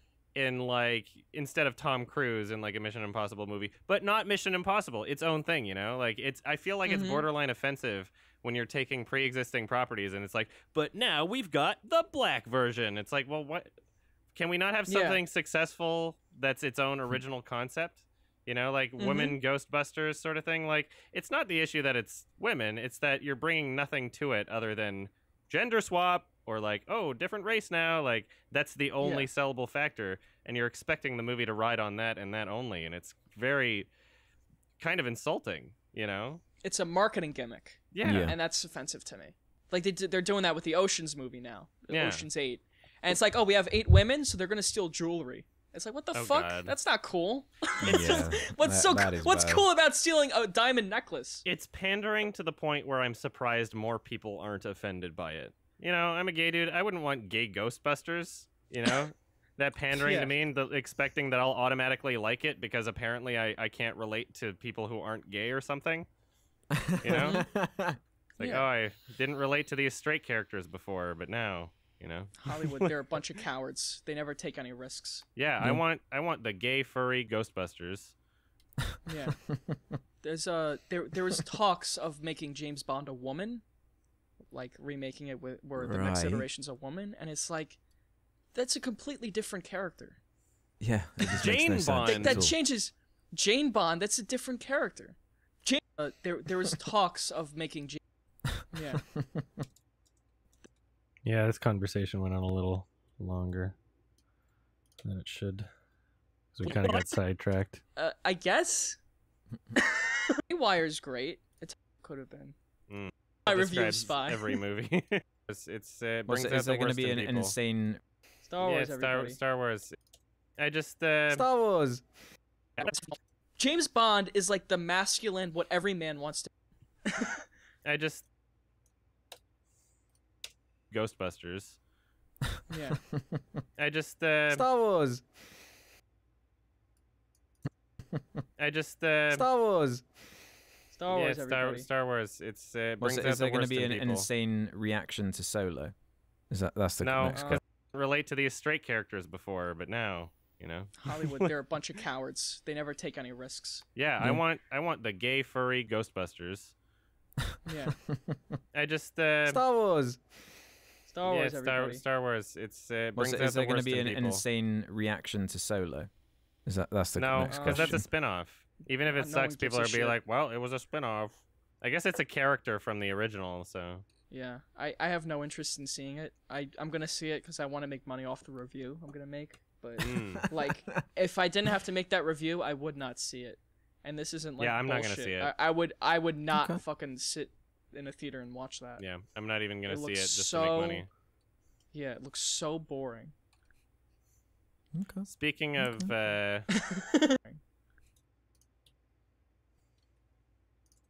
Boring.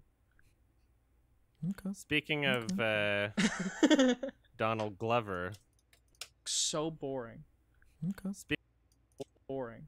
Okay. speaking of Donald Glover, Yeah. surprise topic. Donald Glover, surprise topic.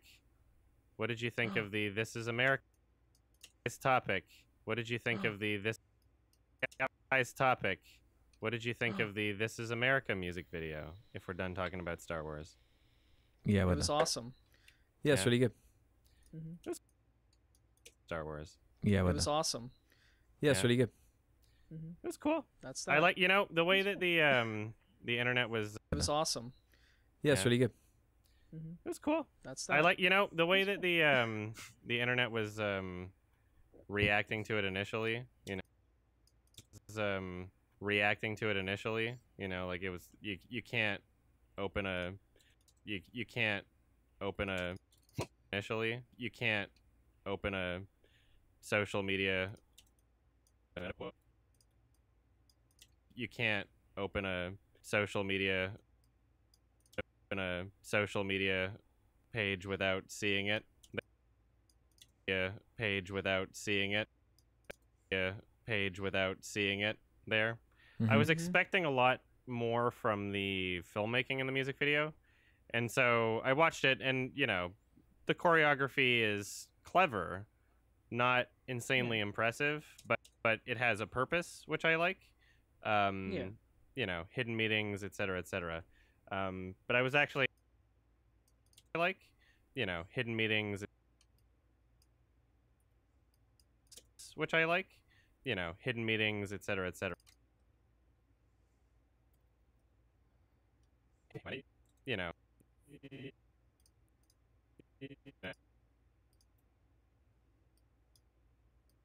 You know, hidden purpose, which I like, you know, hidden meetings, etc., etc.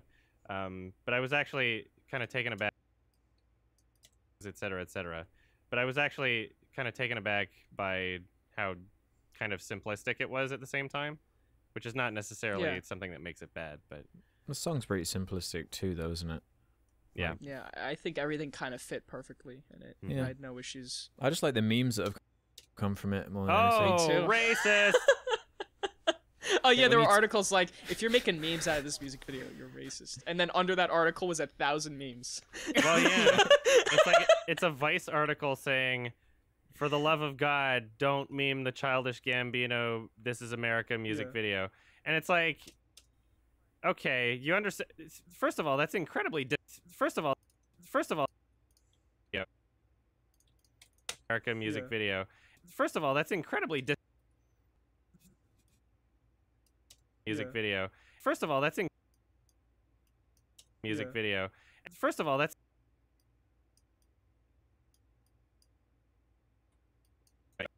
First of all, that's incredibly music video. First of all, that's incredibly disingenuous because if you're writing for an online journalistic publisher, you already know that as soon as you say that, people will respond by making memes. So if you don't want that to happen, you are doing the opposite of what you should be doing. You disingenuous prick.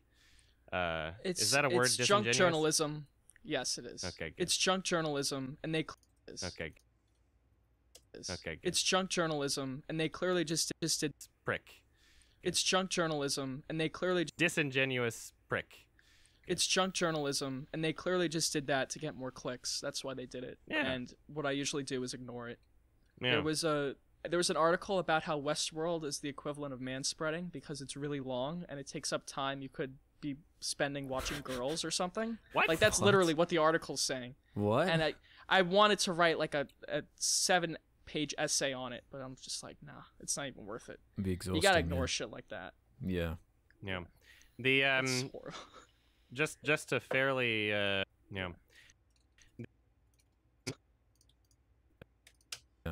Yeah. Just to fairly yeah. Just to fairly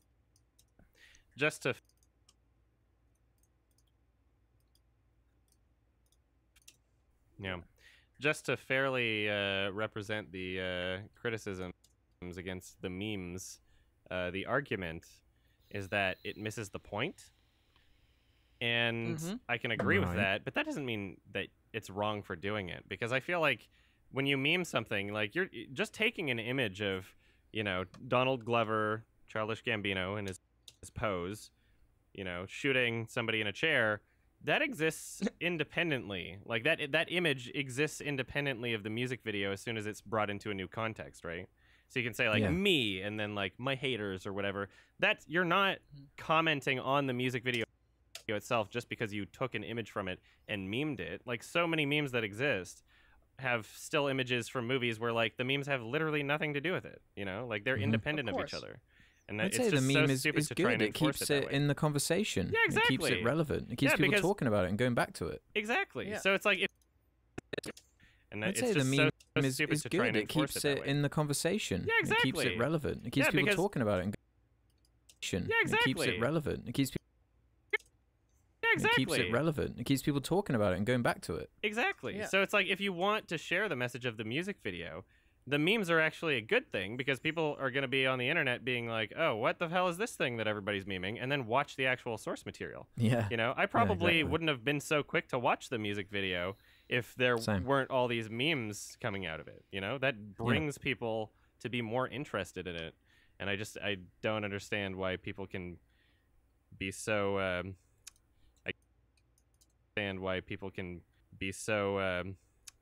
guess, elitist and gatekeeping about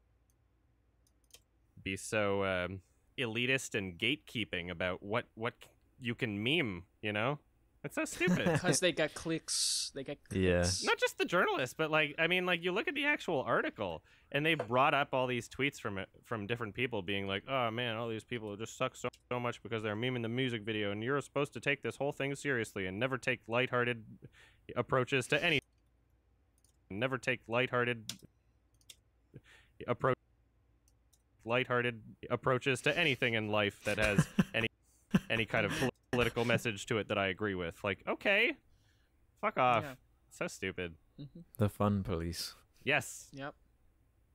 Women are ruining Star Wars. Yep. Women are ruining Star Wars. Get him out! Get him out of my Star Wars! Uh-huh. But see, like that, like a bunch of idiots say that, and then. But see, like that, like a bunch of idiots say that, and then Vice or journalism like that fucking responds to those people, validating them, and then those people respond. And, but see, like that, like a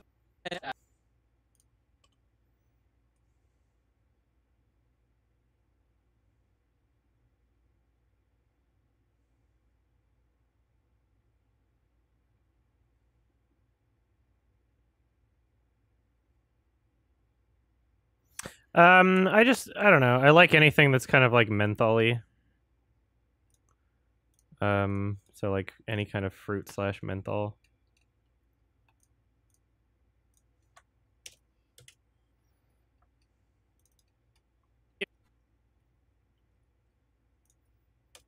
But see, like that, like a bunch of idiots say that, and then Vice or journalism like that fucking responds to those people, validating them, and then those people respond, and it creates this whole cycle of hatred and stupidity. I'm hoping. So that's why I just fucking ignore it, because it's all dumb. I'm hoping that the conversation. Hatred.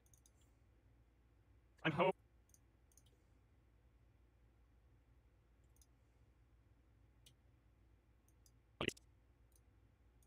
Creates this whole cycle of hatred and stupidity. So that's why I just fucking ignore it, because it's all dumb. I'm hoping that the conversation around the memes of the music video gets to the point where in Donald Glover's next interview, someone asks him if he thinks that it should be memed, and my impression is that he would respond, especially because he's a fucking comedian, come on. He would probably respond with something like, of course people can meme the music video. Are you crazy? And I'm waiting for that interview question to be published so I can just be like, you fucking idiots. Because I totally expect that if he were asked that, he would probably validate what we're thinking. And maybe I'm wrong. I think you're right. But I don't think Childish Gambino is this like, you cannot meme this serious music video that I made. Like, come on. I don't really expect he would do that. But then they'll write another article like, it doesn't belong to him, it belongs to culture, and he doesn't get to decide. Yeah. Oh my God, why Donald Glover is wrong about his own music video. Yeah, that doesn't get to decide. Oh my God, please. Why Donald Glover is wrong about his own music video. Yeah, that's sort of, that'll be the title, right? Oh, I love. But then they'll write another article like, it doesn't belong to him, it belongs to culture, and he doesn't get to decide. Oh my God, please. Get to decide. Oh my God, please. Why Donald? But then they'll write another article like, it doesn't belong to him, it belongs to culture, and he doesn't get to decide. Oh my God, please. Why Donald Glover is wrong about his own music video. Yeah, that's sort of, that'll be the title, right? Oh, I love Dude, those. Just start a journalism site and write shit like that. Yeah, fucking gatekeeping galore, man. It's everywhere. God. Jesus Christ. Wake up, sheeple. I'm gonna. Are we cool with switching topics to the Jesus Christ? Wake up, sheeple. I'm gonna. Are we cool with switching topics to the film? Yeah, let's do it. And then we can fill up the rest with questions after. Yeah. Okay, Damn straight. Damn straight. Okay. So we had a recommendation from last episode, a film that I had wanted to see again for a long time because I really enjoy the experience of this film and I like revisiting it every so often. Hadn't seen it in a while, so I thought, perfect. I know these guys haven't seen it. It is Alejandro González Iñárritu's first feature film called Amores Perros. And this is feature film. Perros.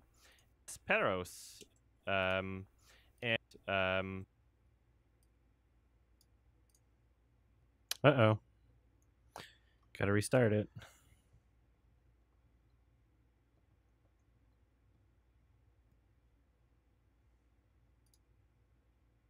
Just gonna force quit. Use the force.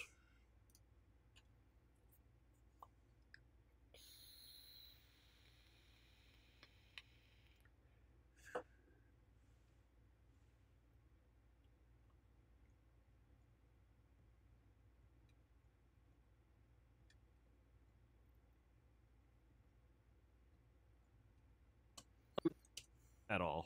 I completely agree with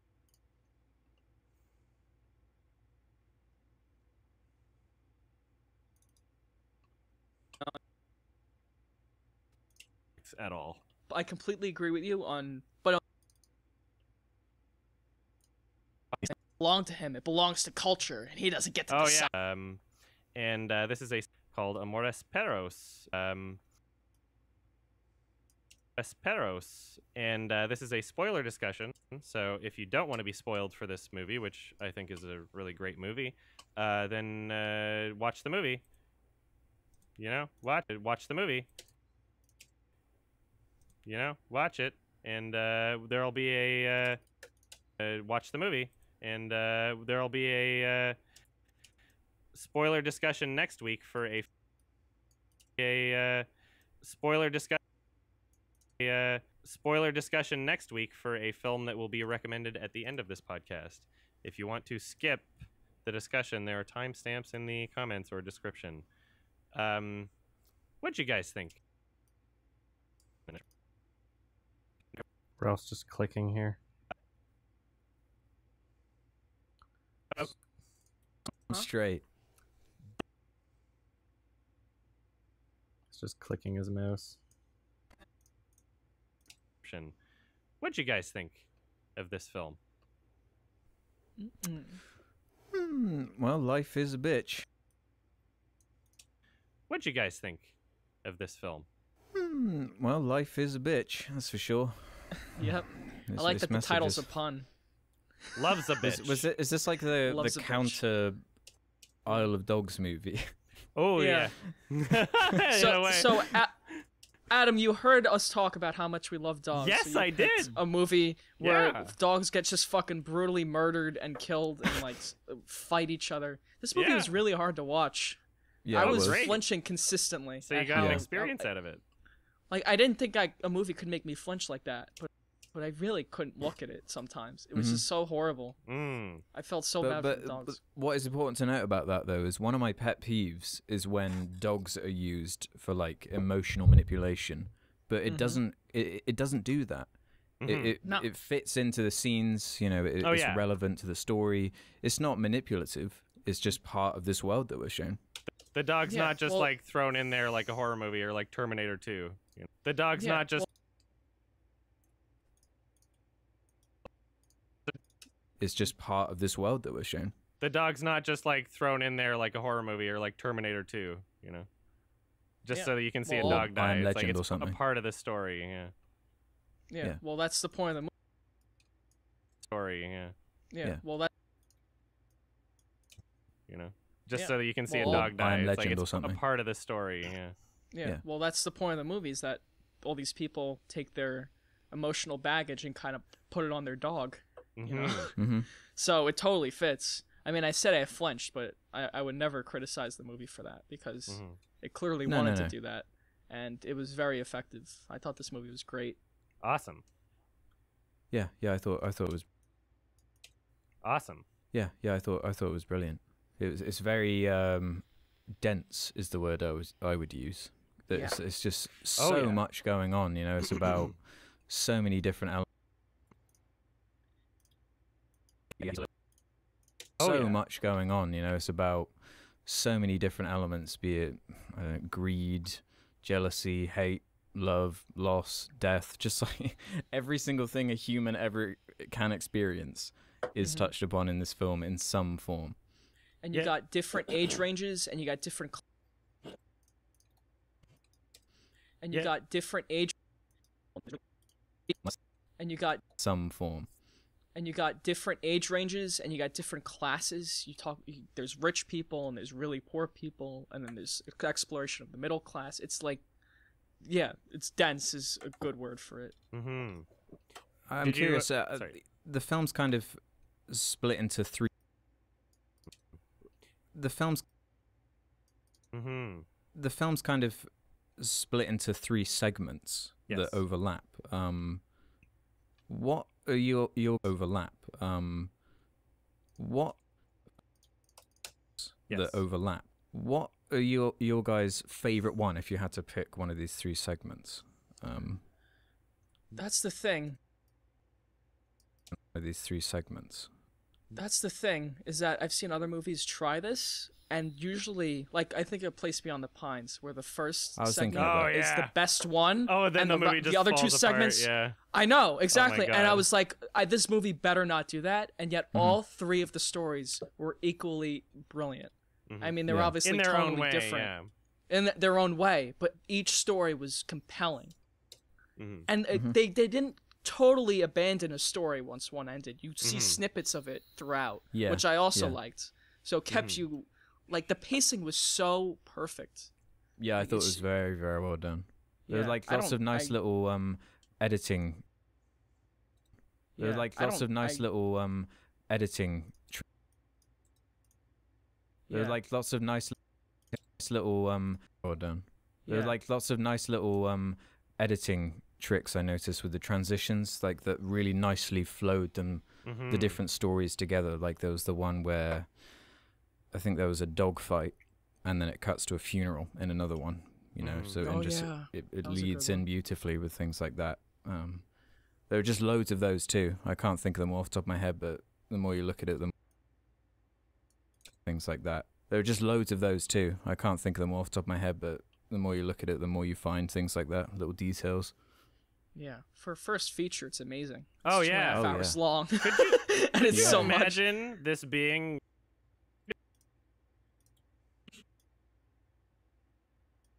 hours long. And it's so much. Imagine this being... long. And it's so much. Imagine this being... And it's so much. Imagine this being... Could you imagine... Amazing. Oh, it's yeah. 2.5 hours long.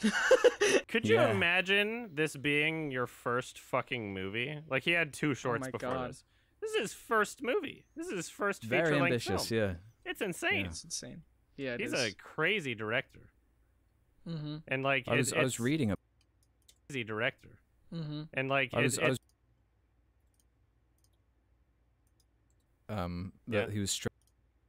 mm-hmm. I was reading about that. That he was struggling to get like a kind of form together. No, in editing, like, because there's just so much meat on the bone. Oh, like, he was trying to, mold it into something that worked. And if I remember correctly, I think he took it to Guillermo del Toro. I think he took it to Guillermo del Toro, who helped out Guillermo del Toro, who helped out to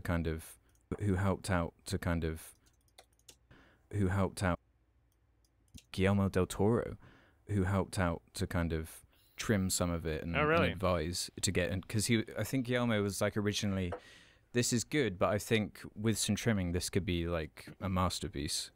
So I think that's kind of where the process masterpiece. So I think masterpiece. So I think that's kind of where the masterpiece. So I think that a masterpiece. So I think that's kind of where the process came from with that one. Yeah, it really came from with process came from with that one. The process came from with that one. Process came from with that one. Yeah, it really does feel like a classic, and it's so strange that I mean, sure, a lot of people have probably seen it, but it's not really that relevant in conversation when people talk about, classic films from like the early 2000s. Not a lot of people bring this up in conversation. It's a hard movie to watch, especially that first part. Like, the movie starts right off the bat with the dog fighting, and it's really, I can imagine, I didn't watch this with my family, even though I'm at home. Like, I cannot imagine them sitting through it. They would probably shut it off in that first part, which is why I think people have that, where it's like, oh, it's 2.5 hours of this? This is fucking horrifying. I can't watch this. It's not like torture porn, though. It's very realistic. It's not played for shock horror. More so than tasteful. Like this happens. Like this shit happens in the world. Like, and it seems quite genuine in the way that it's shown to us. So. Mm-hmm. Adam. Yes. Mm-hmm. Adam. Yes. I was actually I was reminded of a. Mm-hmm.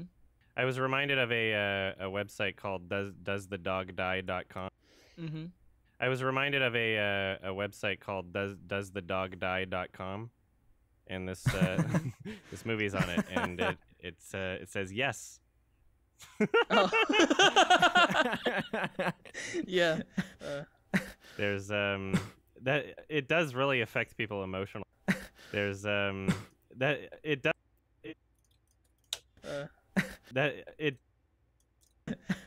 that it does really affect people emotionally in a lot of ways, and you see these recurring threads over and over again on Reddit. You see these recurring threads over and over again on Reddit of, you know, people saying that they only care when a dog dies and they don't give a shit when a human dies. And I don't think that this movie was like intentionally trying to manipulate people in that way, but it does provide kind of a very borderline depressing experience in some ways. But I'd say so. There's so much in some ways. But I'd say so. There's so much emotional weight to every single one of these stories that, you know, that, you know, they would still be emotional without the dogs, but they're incredibly emotional with the weight of the dogs being one of these stories that, you know, they would still be emotional without the dogs.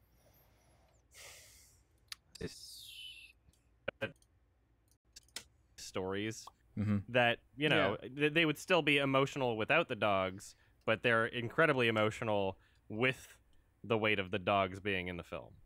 You know, it's this strange psychological effect that is placed on human beings because dogs over time have just been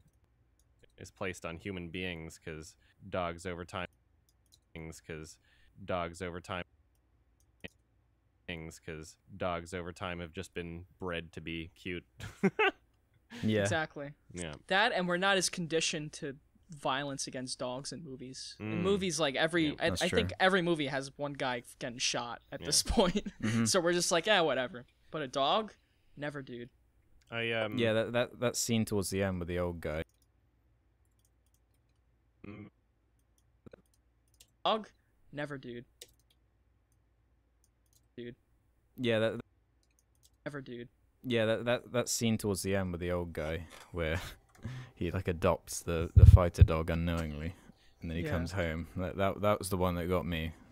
And he's like going through every dog, like, "Are you alive?" And their tongue is hanging out. I'm like, oh it's just horrible. And yet when he holds the gun to that one dog who did it, you're like, "Don't shoot the dog! You didn't know." Yeah. But you can you can feel the emotion from him, like how much all these other dogs meant to him. That, you know, in his fit of rage, that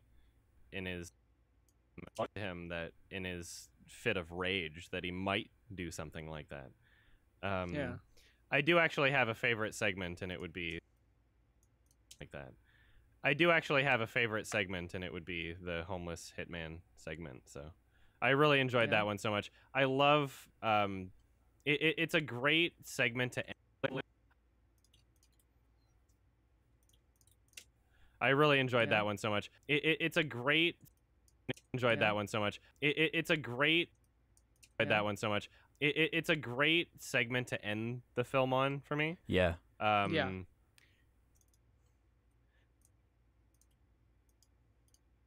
For me.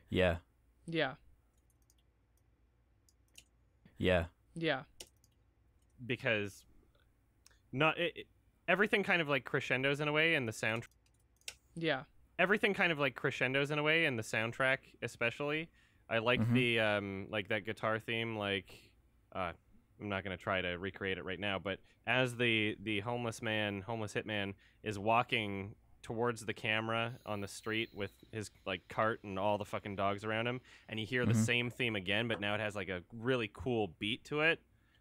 Oh man, that's like one of my favorite shots of the movie, just because of like how everything flows emotionally, especially with the music. Did you know that the composer for this film is the same guy that did the soundtrack for The Last of Us? I was just about to say that. Yes, I was gonna say it sounds just like The Last of Us. Yeah. Like, it's so similar. I thought the like palette was very similar. And so and he's when I worked researched with He's worked with Inya, Yeah. and so. Yeah. And so And I he's went and worked with. researched Searched it. Absolutely. Similar. Yeah. And I went and Wow. researched it. He's worked with Iñárritu on most of his films, I think. Recently, Birdman and The Revenant, I think, were different composers, though. Yeah. Well, he didn't fit those movies. Yeah, it doesn't fit at all. Yeah. He did a great very job. different styles. And, you know, in between different styles, Great very job. different styles. In between this movie and Birdman, none of the films in between are as good as either of these, but they're still really good films. Like, they'll probably be showing up on my lists, even though I just haven't seen them in a while. I would like to revisit them. Yeah. A lot of them are really fucking revisit them. A lot of them are really fucking depressing. Like, if you're the more familiar with this director you are, you'll realize that he just makes depressing as shit films, except Birdman, which is like literally the least depressing movie he's ever made, and it's still kind of depressing. It is. Like the closest it's got a shiny veneer, yeah. a shiny Hollywood veneer to it. Yeah. It's like ironically depressing. But it's part of the, what is it called? The Death Trilogy or something? I was reading. Whatever. I trivia. forget what he called the trilogy, but yeah, something like that. It's how whatever charming. he decided to do. Where basically this movie and 13 Grams and Babel are all just, they all have. I think it was 21 Grams is the title of the movie. Oops. Are all just, they all have their own themes. Like Babel is themed on like miscommunication, but they all have the three. They all have the three storyline structure of characters that are connected, and just depressing things happen to them. Is basically the gist of those movies. Gather the family around, everybody. We're gonna. Those movies. Gather the family around, everybody. We're gonna watch the Death Trilogy. Oh man. Ralph, Grab if you your had to kids. pick, what would your favorite be out of the three? Segment. I gotta go with the first one. Okay. Mine would be the first two.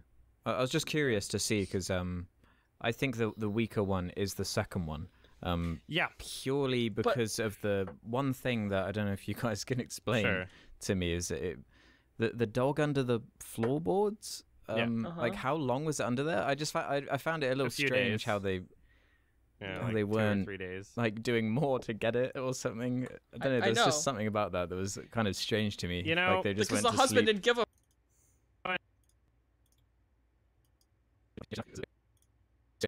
Because the husband didn't give a fuck, which I thought that segment was totally needed because it was much lighter. It's still depressing, but it's much more has a lighter tone than the other two. Because the husband just doesn't give a fuck about this dog, and they hear it at night crawling around the floorboards. And dogs do stupid things like that too. So and they hear it around the floorboards. And dogs do stupid things like that too. So I totally bought it. Yeah, there are some unrealistic elements to this film, and there are some like cheesily presented elements to this film. It's not like a perfected, you know, it's not as that meticulous just stood out to me because everything else seemed. This film, it's not like a perfected, you know, it's not as that meticulous just stood out to me because everything else seemed. It just seems so realistic. Oh, of course. And you know, it's not as that meticulous just stood out to me because everything else seemed. It just seems so realistic.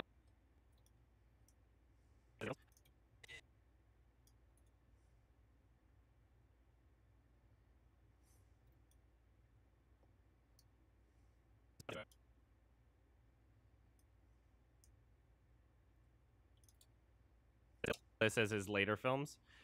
That just elements to this film. It's not like a perfected. Yeah. You know, it's not as did. You know, it's not as meticulous.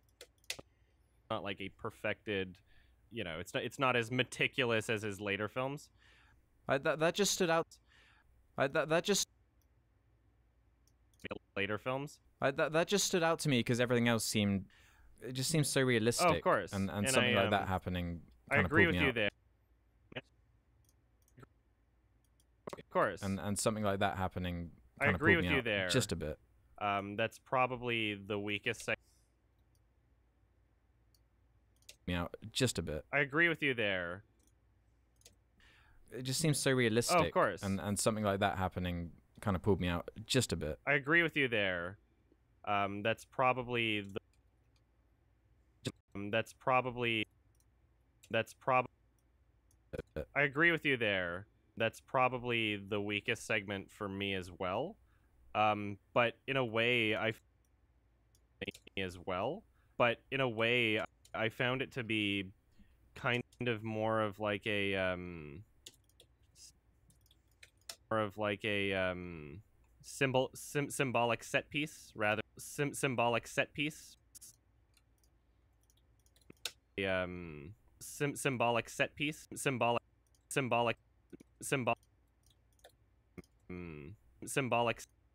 of like a symbolic set piece rather than necessarily what was actually happening literally.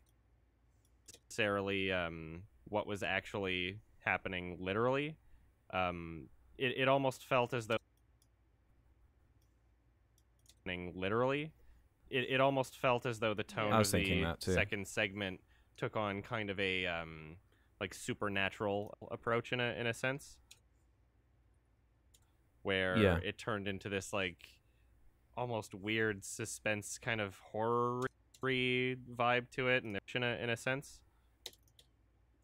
almost weird suspense kind of horror vibe to it, and there was like a phone jump scare, and like it's its own tone separate from the other two segments, which is very strange, but it still works well on its own, even though it is a little weaker. Yeah. A little weaker. Yeah. It's an interesting.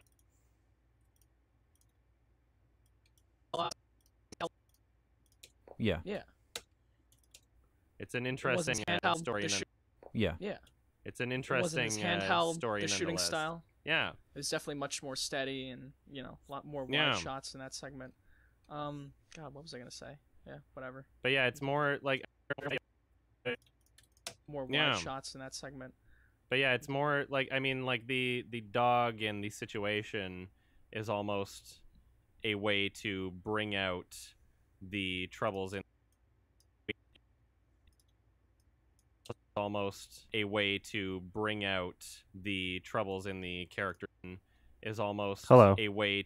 bring out the troubles in the character's relationship that are experiencing this. You know, it's a way to kind of emphasize the underlying issues that they have.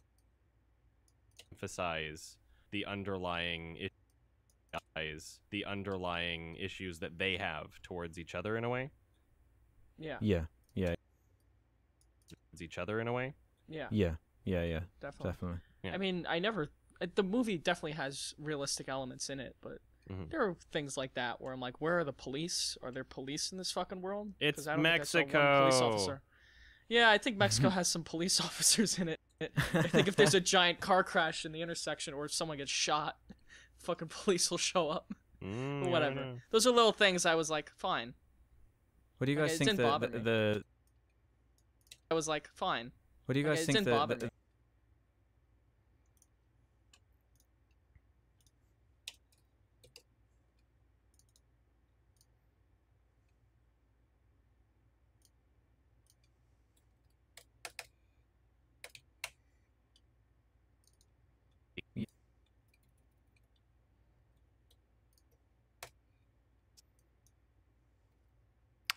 There's still more after this, too. Oh, wait, no, this is actually the full length. I just need to bring back the audio clips inside here. I'm going to take a short break and grab a drink, BRB. Oh.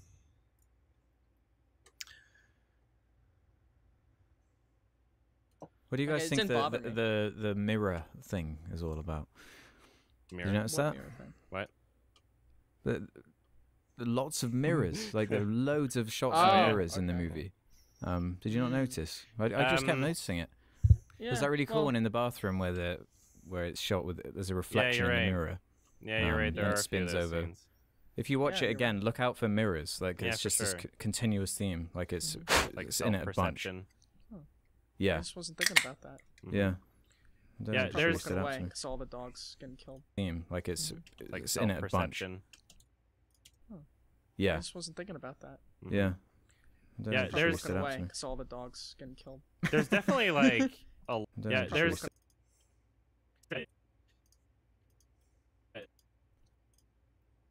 like it's in it a bunch. Perception. Yeah. I just wasn't thinking about that. Yeah. Just really looking away because all the it's in it a bunch. Yeah. I just wasn't thinking about that. Yeah. Just really looking away because all the dogs getting killed. There's definitely like a lot of different themes taking place at once in this film. It is a really loaded, packed movie. That's the thing. How many times have you seen it, Adam? That's a good question. Probably this is my Have fun, fourth son. or fifth. All right. Is it one of those films where you discover more every time, or like notice things you didn't notice before? Yeah, not in a way that like fits in a perfect puzzle though. Not in kind of like Synecdoche, New York, or you know. But there's definitely more to pick up on or you know. But there's definitely more to pick up on, you know. But there's definitely but there's definitely more to pick. But there's definitely more. You know. But there's definitely more to pick up on the film with each watch. However, the majority of times that I watched it, I was fairly young, and so it's been a while. And so this recent watching was kind of like a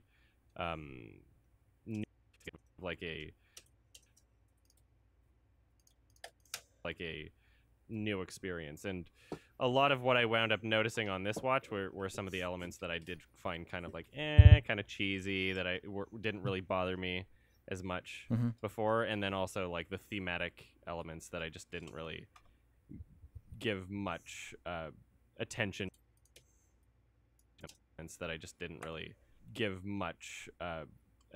to when I was younger. Like one of my favorite lines from this watch was when the girl says when the girl says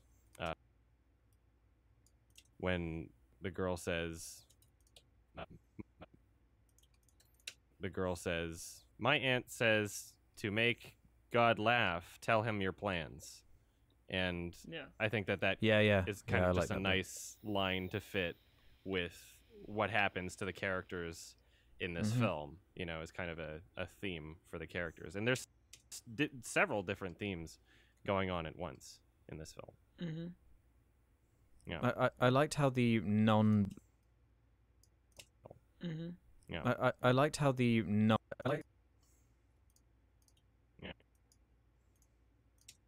this film.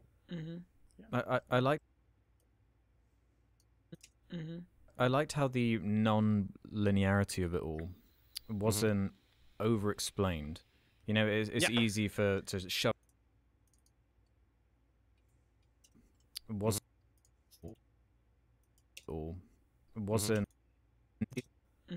I liked how the non-linearity of it all wasn't over-explained.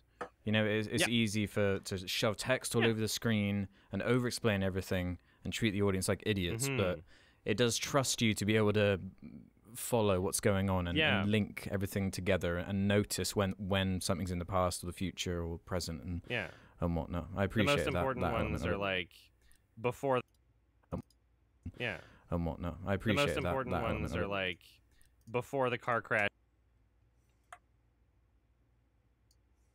I appreciate that element of it. The most important ones are like notice when something's in the past or the future or present and whatnot. I appreciate that element of it. The most important ones are like before the car crash, after the car crash.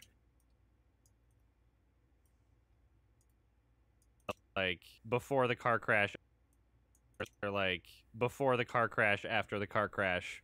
Everything else you can like it makes sense as long as you have that. And then in that scene, they're all present within that scene, you know? Yeah. And it wasn't showy or distracting. Yeah. Like, oh, look how artsy I am. I saw a Tarantino movie. Look at how purposeful this is. Yeah. It didn't try to it do all that, which fit. is really cool. It fit the story so well. Yeah. Yeah.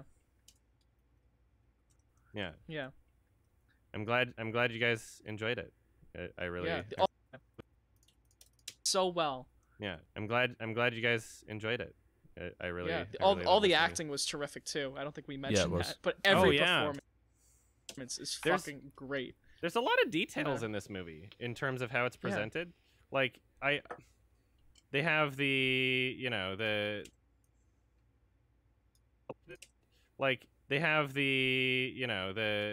representation of the kind of like lower middle, I don't know if I would call them middle class, but you know, like the gang sort of like, you know, lower class, and then you have the higher class society, and it's like the gang sort of like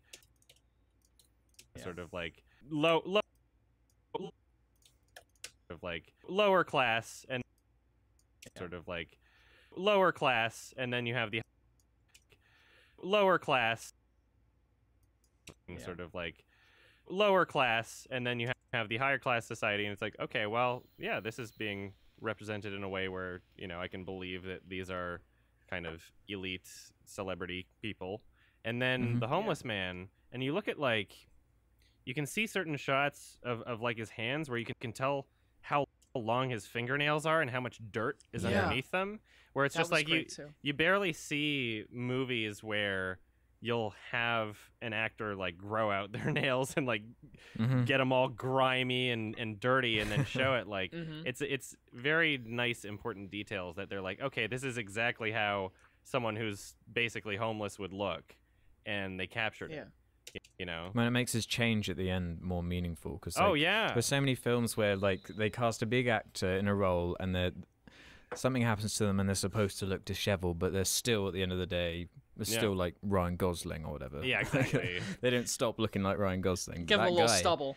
Yeah, exactly. Give him a that guy tattoo. Looks like homeless. He looks homeless. Yeah. He looks awful. It looks like he couldn't play any other character, and then you see his transformation. You're like, oh wow, this looks like a different person. Yeah, a completely different person. And so that was pretty cool to see. A completely different person. Yeah, that was pretty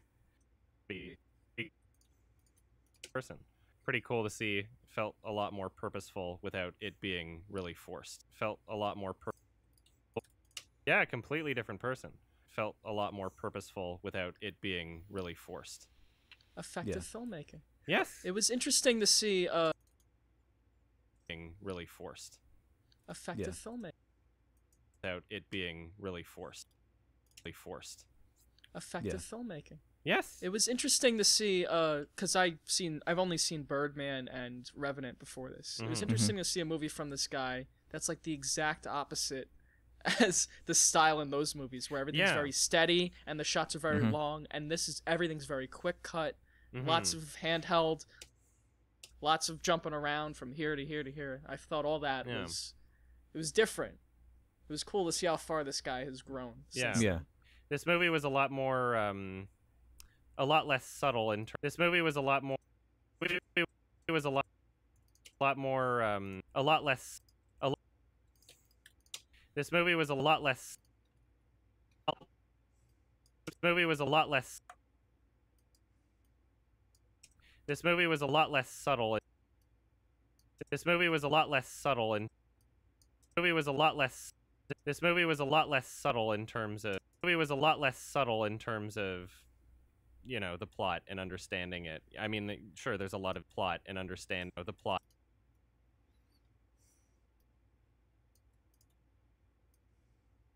In terms of the plot and understanding it, I mean, sure, there's a lot of details as well, but this is probably one of the most accessible films he's made, and one of the most accessible films he's made in terms of, you know, the plot, I guess. Not in terms of the plot, I guess. Not necessarily watching a bunch of dogs die. I guess that's a little inaccessible for people, but in terms of like following a story, this one's just like, it's so clear and just easy to tell what's going on, but it still, you know, doesn't feel dumb. The complexity comes from the characters. more than anything. Yeah. Yeah. The characters were really interesting in this film. You know, all of them. Yeah. They all had. Is there very, anything you guys? You know, they. All of them. Yeah. You know, they. All.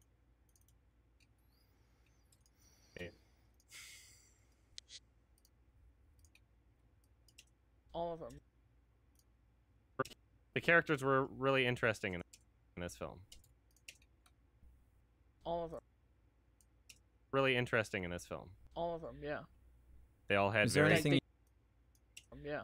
They all had. Is there anything you guys are not the hottest on?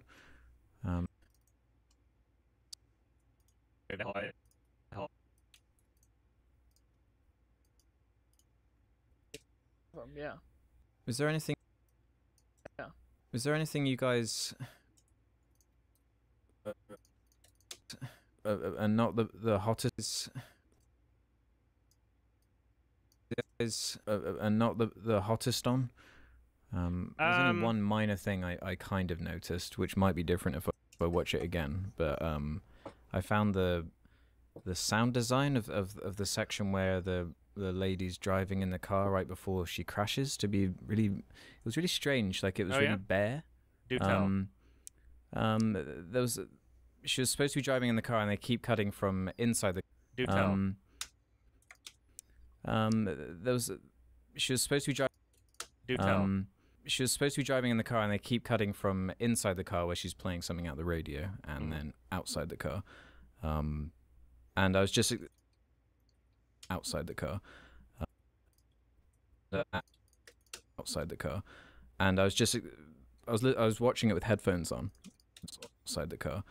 I was watching it with headphones on, and I was just it was very strange because there was no background like audio around. She was driving on the road. Yeah, I don't know if that would. Yeah, I'd be okay with that second time. I'm glad I'm not the only one who noticed that, because I thought it was my TV. Everything, the sound design just felt kind of empty. Oh, there was yeah? Like a lack of pop to it. Like you just needed more bass or something. Like something was off. Just a few more layers or something of audio in there. It made everything feel kind of cheap to me. Yeah, I don't know if that was a not the whole budgetary movie, thing but it feel kind of cheap to me. Yeah, kind of cheap to me. Yeah,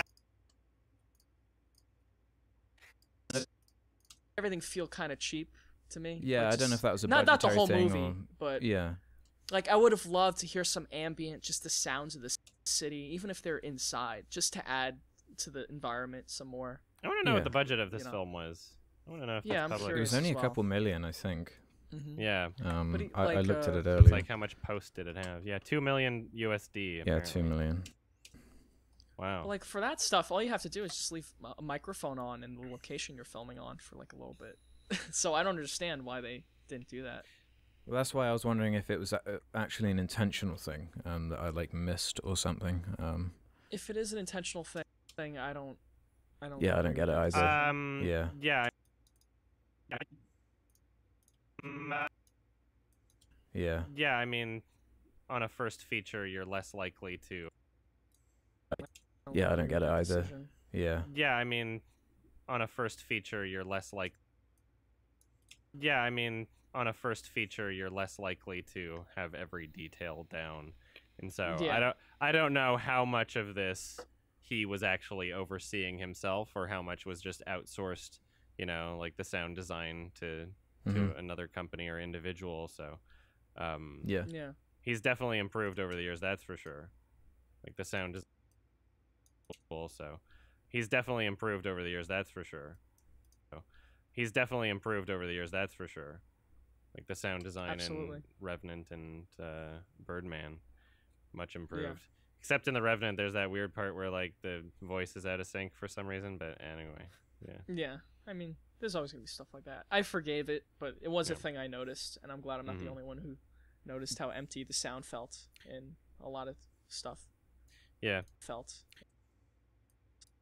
in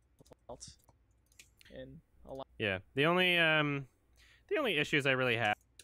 Empty the sound felt. The only issues I really have with it is just you know, the first watch with it is just you know, the first watch, it's like it's so easy to get sucked into, and it still holds up on multiple watches for sure. Holds up on multiple watches for sure. Like I'm enjoying it every time. But on my most recent watch, I did feel like some parts were a little like cheesy. You know, like it's like I can see things that I would be like going like really for any other movie. But it's still there's some corny dialogue. Yeah.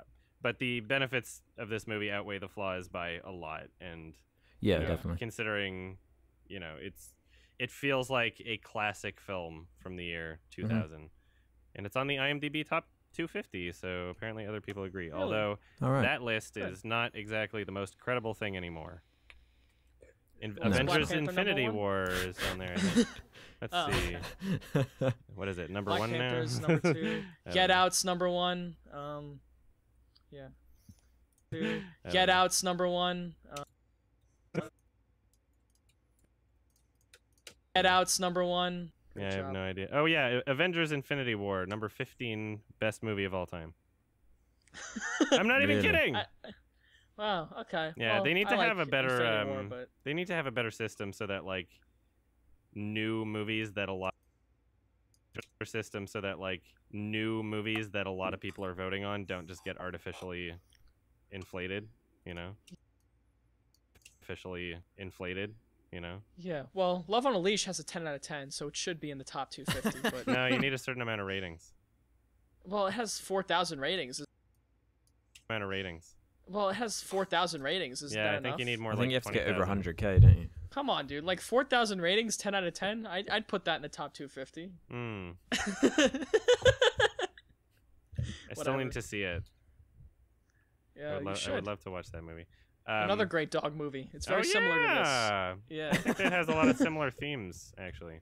Yeah. A lot of love and dogs, and that's about it. Yeah. Amazing soundtrack. Are you guys going to check out more Iñárritu films, I guess? Yeah, I hope Yeah, I hope to do for sure. I would love to hear your guys' thoughts on his films in between this and Birdman, because a lot of them are really divisive in ways. Like There's the Brad Pitt one, isn't there?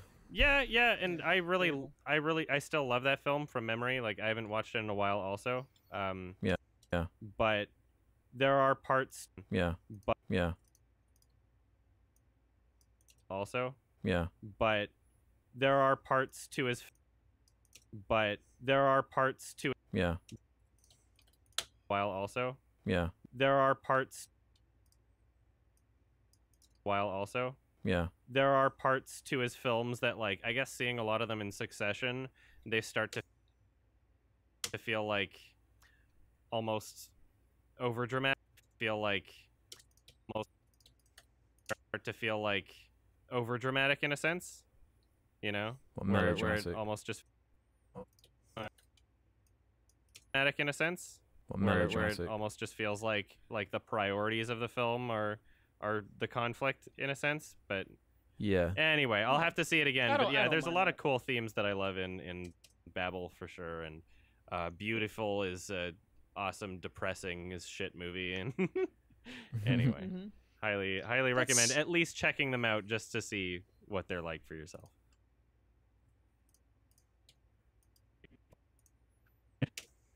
Anyway, highly recommend at least checking them out just to see what they're like for yourself. That's cinema, though, being overdramatic. That's drama. So I don't mind. I think this is a great movie. 5 out of 5, I think, if we're gonna do ratings at this point. Great movie. What about you, Alex? Either 4.5 or 5. Yeah. At this point, great movie. Ratings at this point, great movie.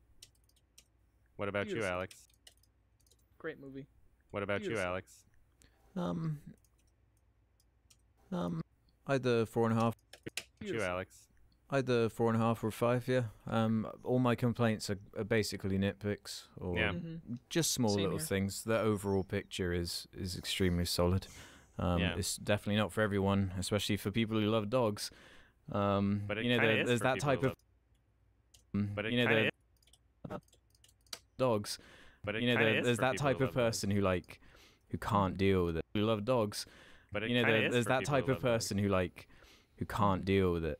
With the dog thing, So warning to those of you, if you haven't seen the film and you still need convincing.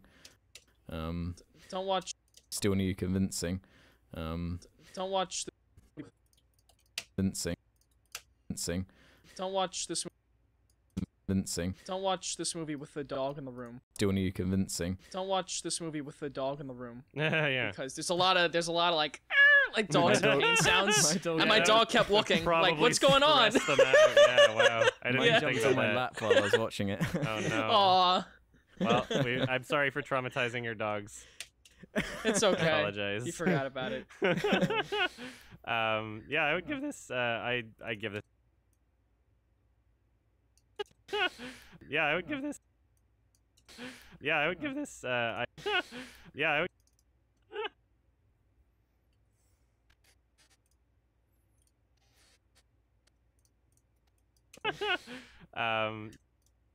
About it. Yeah, I would give this. I give this a 10. It's either that or a 9.5, but I don't think IMDb lets me do that. So I mean, round it up to a 10. It's not like a completely flawless movie. It is a little cheesy, as I've said. Flawless movie. It is a little cheesy, as I've said, but what it achieves and like the emotions that it brings out, it's a very unique, very watchable, very entertaining film, and very well paced for like what, 2.5 hours. Mm-hmm. Yeah. Yeah, it didn't Never feel boring. it at all. Never boring. Yeah. Is this your favorite movie from him? I think. Movie from him? I think. Is your favorite movie from him? I think after watching it this most recent time, I would have to. I know I said it was better than Birdman. I think they're tied right now. They both excel at different things. They're both great in their own So way, different, yeah. and they're almost difficult to compare because they're just so incredibly different in terms of what their tone, what their style, and what their goals are. Like insanely different movies. You can barely tell it's the same director, honestly. I was You about to say can't. the same. I mean, like you wouldn't even director, honestly. I was You about to say can't. the same. I mean, like you wouldn't even know if it wasn't on IMDb. Yeah. Yeah. That's a good sign of growth. Yeah, it's insane. Hear that, Wes Anderson? Hear that? It's insane. Hear that, Wes Anderson? It's insane. Hear that, Wes Anderson? Hear that, Wes Anderson? It's insane. Hear that, Wes? That's a good sign of growth. Yeah, it's insane. Hear that, Wes Anderson? Oh well. Yeah. Don't worry. I'm excited to see what he comes up with because like it seems as though he's like in his prime right now for like Revenant and Birdman. Those are like two very impressive films, at least from like a presentation directorial standpoint that he's made in a row, 2 years in a row. He also made I don't know if you're aware of this. He made a virtual reality. He made a virtual reality short film that like screened at Cannes one year, and I don't know if that's ever going to be released. Cannes one year, and I don't know if that's ever going to be released in a way that I could see it, but I really fucking want to. Yeah, 2017. It's called Carne y Arena, and my accent is terrible, but holy shit! Like just if any. It's terrible, but holy shit, like just if it's terrible, but holy shit, like just if anybody could make a cool short VR film, it's like 7 minutes long. It would be him. I would love to see that. Yeah, they had a complete VR installation at Cannes last year. That's cool. That would have been fucking cool to see. VR installation. Yeah, they had a complete VR installation at Cannes last year. That's cool. That would have been fucking cool to see. Anyway, awesome movie. I guess we're moving on to questions, but I got see. Anyway, awesome movie. I guess we're moving on to questions, but I got to piss really bad, so I'm gonna leave you guys. I guess we're moving on to questions, so I'm gonna leave you guys.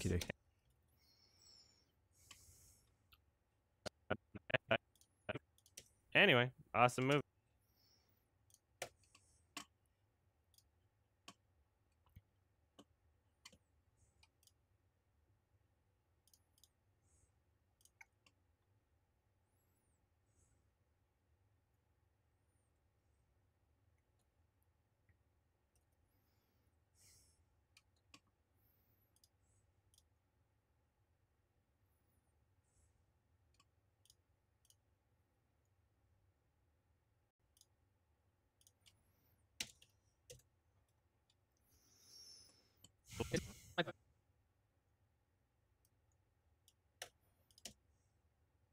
That's cool. That would have been fucking cool to see.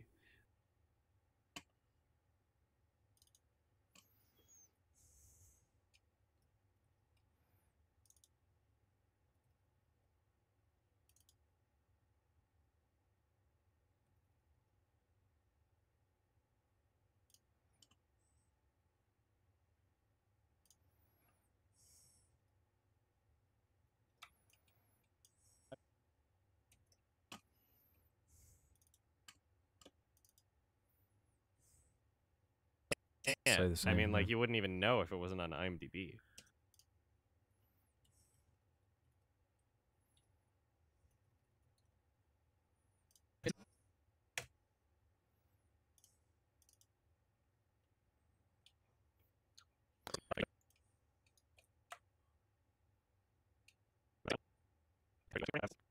And you can do that with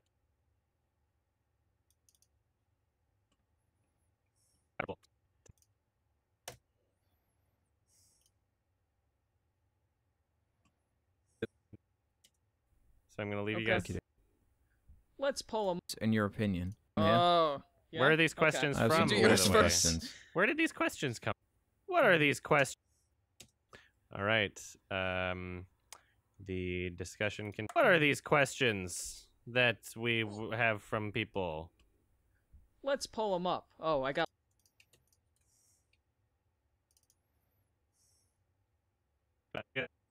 -2, 0, 0.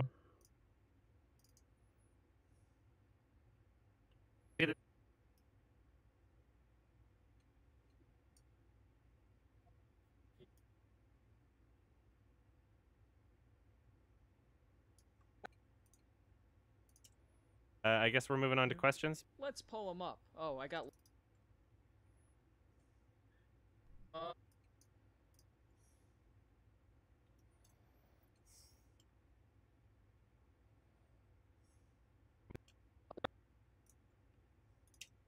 Questions? Let's pull them up. Oh, I got logged out of Twitter for some reason. Oh. Great. Well, I got some here. Oh. Yeah? Where are these questions I have from? some questions. Where did these questions come from? Our Reddit page. Oh. r/Sardonicast. If you want to ask questions, go to Sardonicast. Movie. Anyway, awesome movie. I guess we're moving on to questions. Let's pull them up. Oh, I got logged out of Twitter for some reason. Oh. Great. Well, I got some here. Oh. Yeah? Where are these questions I have from? some questions. Where did these questions come from? On to questions? Let's pull them. Questions? Let's pull them up. Oh, I got logged out of Twitter for some reason. Oh. Oh. Great. Well, I got some here. Oh. Yeah? Where are these questions I have from? some questions. Where did these questions come from? Oh. Great. Well, I got some here. Oh. Where did these questions? Got some here. Oh. Where did these questions come from?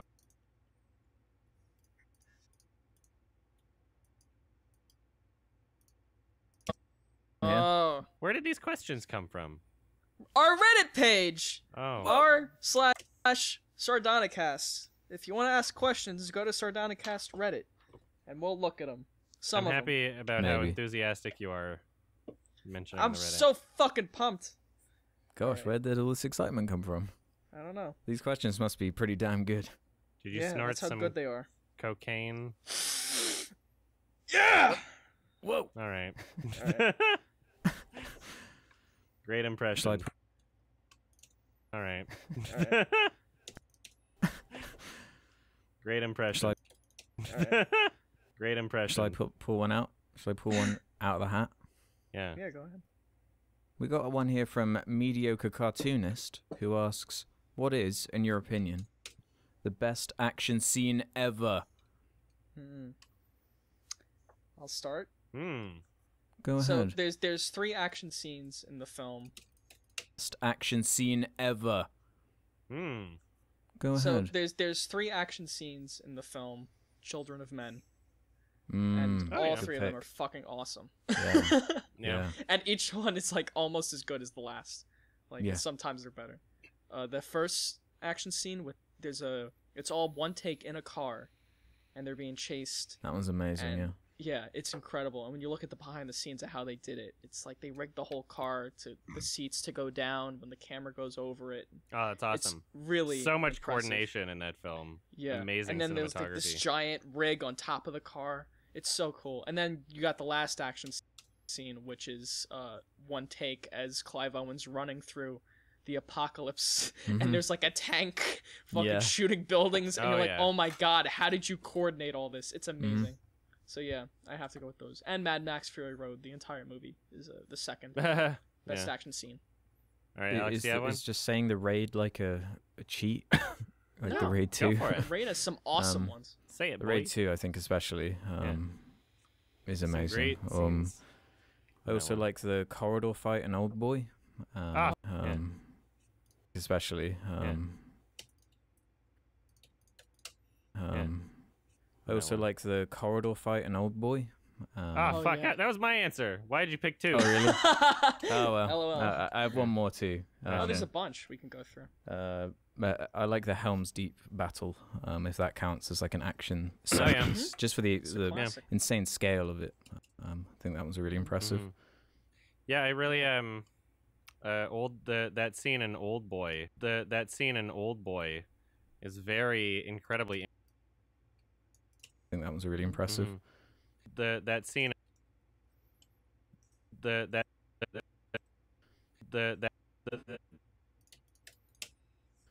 scene. Impressive. That scene in Old Boy is very Impressive. That scene in Old Boy is very incredibly impactful to me because, first of all, just what the film sets up beforehand and like the desperation in the character at that point, and then second, just I love how far. Second, just I love how far back the camera is in a perspective that you could never get from like actually filming in a hallway. Like you have to kind of create a set for it, but it still seems realistic because of just how we imagine it. You know, the above and below area, or just how we imagine it above and below area are just kind of like blacked out.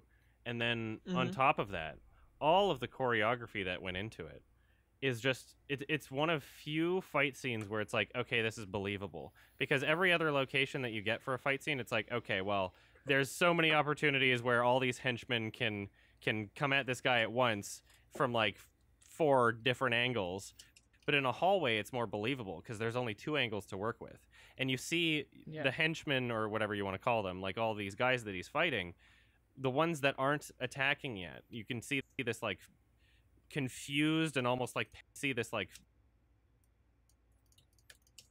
confused and almost like paralyzed fear on their face, where it's like, okay, like that guy's fucking idiot. Nuts. Right? But it's not in a way where it seems just like incredibly convenient. And there are parts where like they all attack him at once, you know, and they're like kicking him on the ground and it seems like he's fucking done, but he gets out of it, and it's all like, it's one of the most realistic fight scenes I've ever seen in my life, and it's just so cool. And it's a great movie too. I would recommend that to anybody who hasn't seen it. Yeah, it is. Make sure you see the original from 2003, not that shitty Spike Lee 2013 remake where they did not give any kind of a shit about any of the stuff we're talking about that makes the movie special. Don't watch that one. But they imitated the hallway fight scene. Yeah, they did. And it kind of. sucks. It's so bad. And then he's like fighting in front of a fence. Yeah, it's like, why is there this fence in front of it? Yeah. Oh man. It's like none of it is done well. I hate that movie so fucking much. So fucking much. Hate that movie so fucking. Yeah. Oh man. It's none of it is done well. I hate that movie so fucking much. I love how clumsy that fight scene in Old Boy is, where it's just like people are getting hit and they're like on the floor and they're constantly missing each other. It's so of course Thanks Spike for Lee being goes around, against that. Bitty Buddy. Yeah, constantly missing each other. It's so of course Spike Lee goes against coordinated. that. Yeah. No, I hate. It's just getting hit and they're like on the floor and they're constantly missing each other. And of course Spike Lee goes against that. Yeah. No, I hate. It's just embarrassing. Yeah. Against that. No, I hate. It's just embarrassing. Yeah. Spike Lee's going version, back to... he's a piece of shit.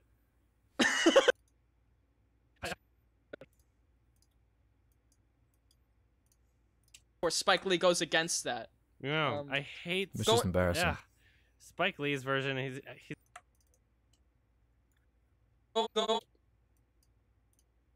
against that. No, I hate. It's just embarrassing. Yeah. Spike Lee's version, he's a piece of shit. Just for that movie. I like Spike Lee a lot. Like, I love him, but yeah, that's not one of his best movies. Do you love Miracle on the Saint Anna or whatever that one was called? I haven't seen it. It was bad. Okay. Spoiler alert, it was bad. I love action. I haven't seen it. It was bad. Okay. Spoiler alert, it was bad. Okay. Okay. Seen it. It was bad. Okay. Spoiler alert, it was bad. I love action scenes that are clumsy like that, which is also why I love that Children of Men fight scene. Yeah. Yeah. I think it's good to mention also Saving Private Ryan, which is basically, I think that movie innovated action scenes and set like a whole new precedent. That opening Omaha battle is incredible, and that town fight at the end is incredible. And each scene's like 20 minutes long, and there's no music, and it's just horrifying to watch. So, bless that movie as well. I'll have to throw in a variety of scenes from Kill Bill. So, bless that movie as well. I'll have to throw in a variety of scenes from Kill Bill. I love Kill Bill. Yeah. I love Kill Bill. Yeah. Like those are super fun. Crazy 88 scene, and like just how that transitions like action into action into action. Like the crazy 88s are done, and then she fights the fucking crazy ball and chain girl. I forget her name.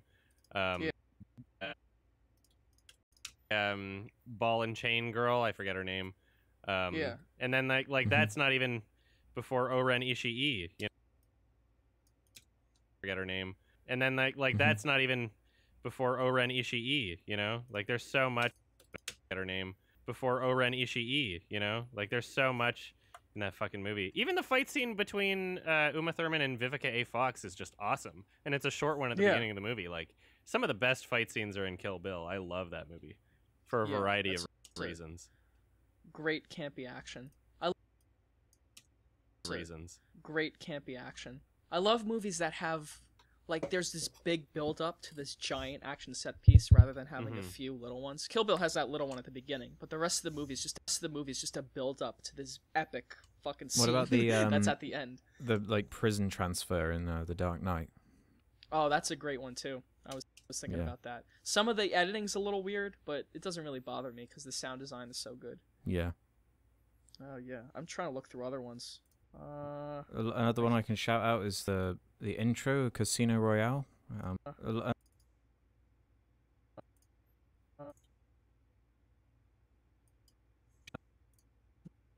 Mine is so good. Yeah. Another one I can. Yeah. Another one I can shout out is the intro, Casino Royale. With the parkour all over the cranes and stuff. Yeah, that's a fucking good one. Oh my god. Skyfall has some cool ones. The house fight at the end. Oh, Scott Pilgrim. Scott Pilgrim has some great campy fight scenes. Good one. Oh my god. Oh, Scott Pilgrim. Oh, Scott Pilgrim. Good one. Oh my god. Oh, Scott Pilgrim. Scott Pilgrim has some great campy fight scenes. I love them. Well, each of them are so, unique. Hot Fuzz has some fun ones too. Speaking of Edgar Hot Fuzz. Oh yeah, another one I should probably shout out. The Fuzz has some fun ones too. Speaking of Edgar Hot Fuzz. Oh yeah, another one I should probably shout out. The basketball scene from Catwoman 2000. That one was one of the best filmed action scenes I've ever seen. How about the fight? Shout out the basketball ones too. Speaking of Edgar Hot Fuzz. Oh yeah, another one I should probably shout out, the basketball scene from Catwoman 2000. That one was one of the best filmed action scenes I've ever seen. How about the fight scene between Elektra Nachios and Daredevil at the playground? Fighting a blind man. And Daredevil. Yeah. So because he's trying to get laid. Yeah, and they're balancing on the seesaws. Yeah. Oh, that's such a great movie. She still believes that he's completely blind after that, even though they're like fighting in this fucking place. Oh, what a good movie. Such a good movie. He's such a creep. He's basically lying about his disability. He can see with like echolocation anyway. Yeah. Basically, he can see people smoke. I don't know if animated movies count. People smoke. He can see people smoke. I don't know if animated movies count. I don't know if smoke.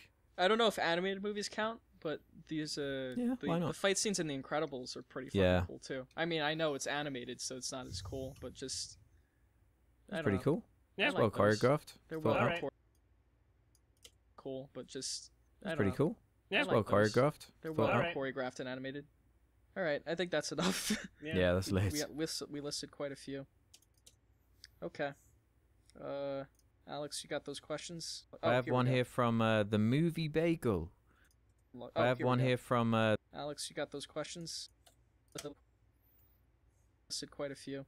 Alex, you got those questions? Yeah. So you still can't I have one here from the Movie Bagel, who asks, have you ever had a strong reaction from watching a movie? Some examples would be a movie making you feel sick, or a movie making you feel really anxious or stressed.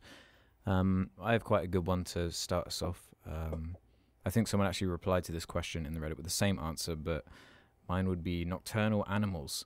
That movie, I really adore that movie, but it made me feel quite ill for a couple of days. That's cool. After that one, yeah, that was a great movie. Which made it that much more effective to me. Yeah, I got to see that at TIFF. Yeah, that's dope. At TIFF. One of my favorites now, Nocturnal. Yeah, I got to see that at TIFF. One of my favorites now, Nocturnal Animals. Amoris Perros did a pretty good job. Yeah, that is a good answer for that. Aside from that, I'd say Contagion by Steven Soderbergh. Interesting. The movie's about virus breaks out. Virus breaks out and kills a lot of people, and that's all the movie's about. And it's just like a realistic depiction of what would happen. And I just find that scenario so terrifying. Of just like this one virus can just fucking kill half the population in the world. I fucking swear they strategically timed the release of that movie with like when people would be the most likely to be catching colds. Because like it seemed around that movie, everybody had a fucking cold, so like people would be coughing in the theater or some shit. Like, you know, they show that scene of, you know, just the guy going like on the bus. It's like any other scenario would be the most innocent thing in the world. Everybody was fucking paranoid when that movie came out. It was kind of funny to see what it did to people. He did such a good job. Like he would show close-ups of people touching things. Like there's no avoiding these fucking germs. Like, yeah, it's he did such a good job. Like he did such a good job. Like he would show close-ups of people touching things. Like there's no avoiding these fucking germs. Like, yeah, once something like this starts, it's basically like the moral of the story is you're fucked. Yeah, it's a very paranoia-inducing film, that's for sure. Yeah, and that's it. And then in terms of other like reactions, I guess like Antichrist would be one for me. Like especially the scene at the beginning, just like it's a very unique film that kind of made me feel like, you know, almost ill in a sense. And then Dear Zachary is just like a fucking punch to the gut. And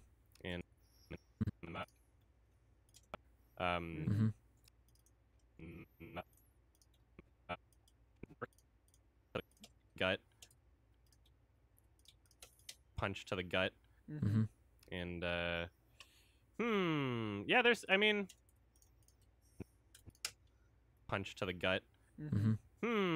Yeah, there's, I mean, there's the most unique film.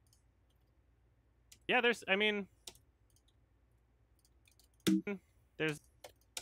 I mean, the most unique films will have the most unique feelings. So yeah, There's tons Yeah, that's a of good way of movies putting it. that get emotional reactions out of me, even though to many people it doesn't seem like it. Yeah. Yeah. Yeah. Like it.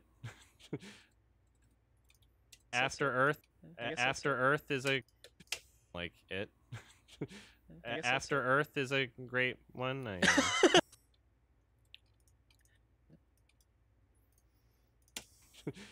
After Earth is a great After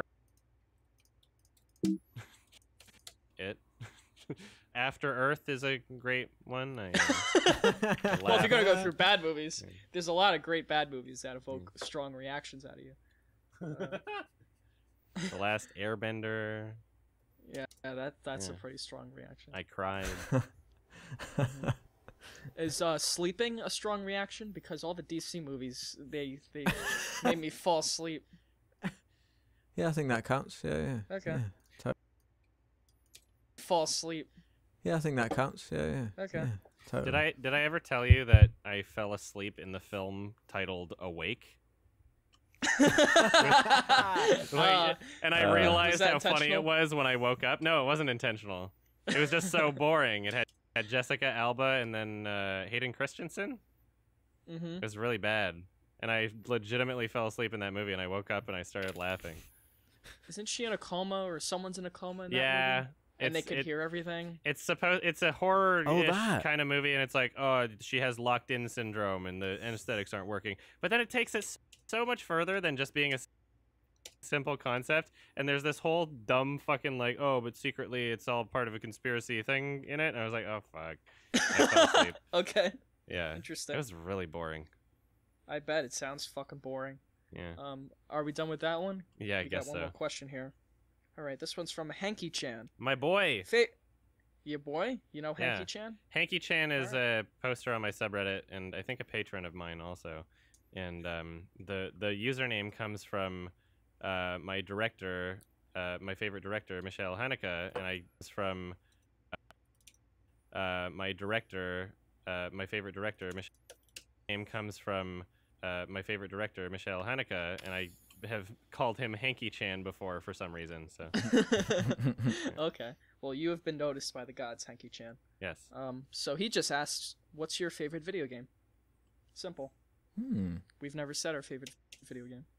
right. Halo Combat Evolved. Interesting. Really? Okay. Yeah, favorite of all time. Awesome take. It's something Didn't that realize I you're a could Halo fan. always go back to. Halo 1 specifically, like 2 and 3 have their own fun elements, I guess, and then 4 is and then 5 is just not even playable. But Halo 1 is like my go-to experience. I was playing it today, actually. Yeah. It's my any. I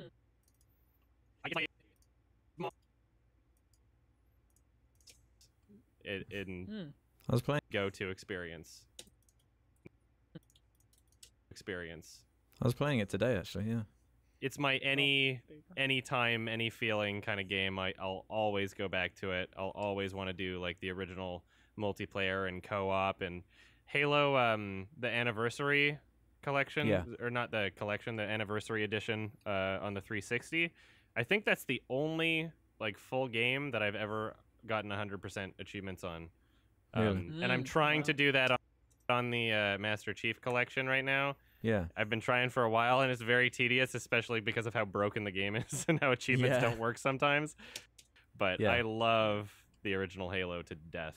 Soundtrack, amazing. Story, awesome. Like, everything about it. The playability, the weapons, like, everything just flows so fucking well. So much fun jumping around, and yeah, I have a blast playing that game. That's cool. I also love Halo, but it's not my pick for now. I'm going to pick Inside is my favorite. That's a good You one. guys played that? Yes. Yeah, it's okay. I like it a lot. Yeah, I don't know. I replayed it recently. Yeah. Yeah, it's a really fun one. A really cool one. Yeah. I like Really, really cool. I like kind of like small team developer games like that can bring a lot to the table. That can bring a lot to the table. Yeah, I just found it really refreshing. bring a lot to the table. Yeah, I just found it really refreshing. Yeah. And you in considered terms it a lot better than Limbo? Refreshing. And you in considered terms it refreshing. And you considered it Refreshing. And you consider And you consider Refreshing. And you considered it a lot better than Limbo? You played Yeah, Limbo as well? I do. I way prefer it over Limbo. Okay. I It's just think recent though. aesthetically. You'd still consider it your favorite game, even though I just it's think recent though. aesthetically. You'd still consider it your favorite game, even though you recently... One I played recently.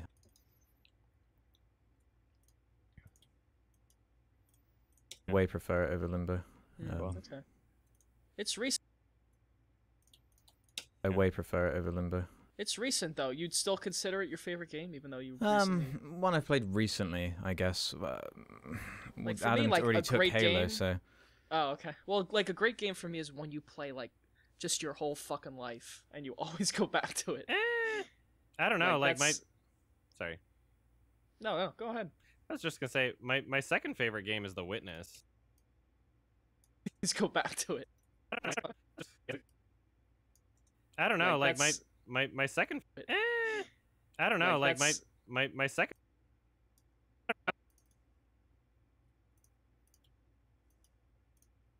fucking life and you always go back to it. I don't know, like my second favorite game is The Witness, and that's a fairly recent game. And, you know, I don't need to play it a million times for it to, you know, Yeah, I guess that's true. understand that the a million times for it to Yeah, I guess that's true. understand that the experience I got on my first playthrough is one of the most meaningful experiences I've ever had playing a game. You know. There's also a lot of content in The Witness too. Like Inside is, I think, 2 or 3 hours long, right? yeah, you can do it Something in like that. 2.5 hours. Yeah. So I don't know. I mean, it's your right to think that, but for me, not the answer right. would be it's your right. GTA 4. Oh yeah. And I guess GTA 5, since it's just GTA 4 but an update. I played that game so much, and all you do is just fucking. Like the story is fine and all that, but I just like going around the city exploring, and shooting people and fucking around with friends. Yeah. I could get I've into had GTA so much 5. fun. You I- couldn't. Yeah. I could get it.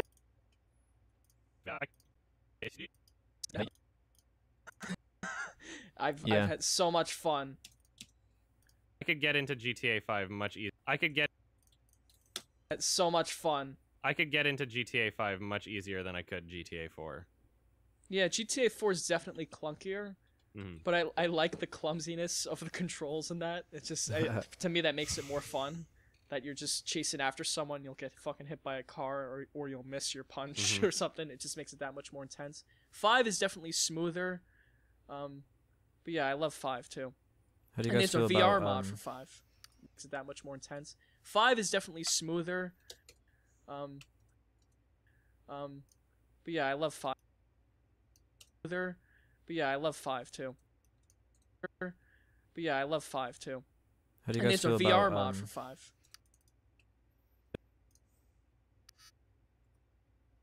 How do you And guys there's a feel VR about? mod for 5. Which How do I you guys play feel a lot about Red Dead? too. And there's a VR mod for 5. Which How do I you guys play feel a lot. about Red Dead? Hey, Jamesky. Oh, love Red Dead man, too. yeah, that's a great game. That, I can't wait that's for one of my the picks sequel. too. Yeah. That would be third for me. Yeah. 'Cause, Yeah. again, it's just I do whatever I want in a Western setting. Yeah. That's one of I think that was the first kind of open world, like Rockstar-ish style game where I actually continue. But yeah, I love 5 too. All right, last one. Should be done in like half an hour. Ish.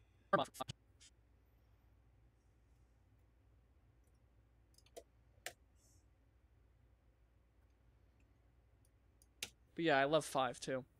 And there's a VR mod for 5. Which How do I you guys play feel a lot. about Red Dead? Oh, I love. Oh Red Dead man, too. yeah, that's a great game. That, I can't wait that's for one of my the picks sequel. too. Yeah. That would be third for me.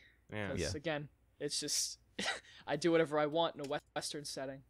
Yeah. Yeah. That's one of I think that was the first kind of open world like Rockstar-ish style game where I actually continued with the story and did what I was supposed to do instead of just dicking around and getting bored and shutting it off. Yeah. Same. I actually cared about my reputation in that. Yeah. Thanks, I want to be a James good person. I liked the progression of the game overall. It was a nice it was a nice kind of story, even though it wasn't like overly complicated or anything. On my first playthrough of the game, on my first overly complicated or anything. On my first playthrough of the game, as soon as I got to like the town kind of area where like the buildings are a little newer, I went to the bar a little newer. I went to the bar and I pushed people up the stairs because if you like run into them, you can kind of like push them in a certain direction. And then I learned how to push them out of the window at the top of the bar and they die. But it wouldn't register in the game that I killed them, so there would be nobody after me. And so I spent like hours doing this, and I pushed like the entire bar out of the window until there was just this pile of bodies and so much blood on the floor in the entrance of this bar. And it was so fucking crazy because I learned about this detail that they put in the game where if people walk over blood on the ground, they leave bloody footprints. And so I go back into the bar, and there's bloody footprints all over the fucking bar of people just casually walking around having drinks and all these dead bodies in front of it. It looked like something out of like The Shining. It was so crazy. It was a lot of fun. Oh, did you ever just fucking like, around? You tie people up and put like 10 of them on a railway track? Oh, no, I didn't do that. Train to come. I love doing that shit. Man. It's a great game. I cannot wait for the sequel. It's so good. I'm so excited, yeah, me actually. Too. Yeah, Rockstar always does a great job. I'm so excited, actually. Rockstar always does a great job. I love Max Payne 3 as well. Except LA Noire, but I think that was a side studio or something. Yeah, that was Team Bandai, I think, made that. And LA Noire is fun in a different way. I could only play the VR version. I got very disappointed with the actual version when it came. Because when it was coming out, I was like, boring. I was hoping for like Red Dead, you know? Thank you so much, Soul Shadow. I rented the game, and I like smoked a big bowl because I was like 15 or something, like 17. I don't know. But I was like ready to get invested. I was taking it super seriously, and like as I was playing the game, I'm like, this is fucking. Like as I was playing the game, and like as I was playing, I'm like, this is fucking. And like as I was playing the game, I'm like, this is fucking stupid. What a waste! What a waste of technology. They use that like facial capture shit, where it's like the whole marketing behind the game was like, oh, the whole marketing behind the game was like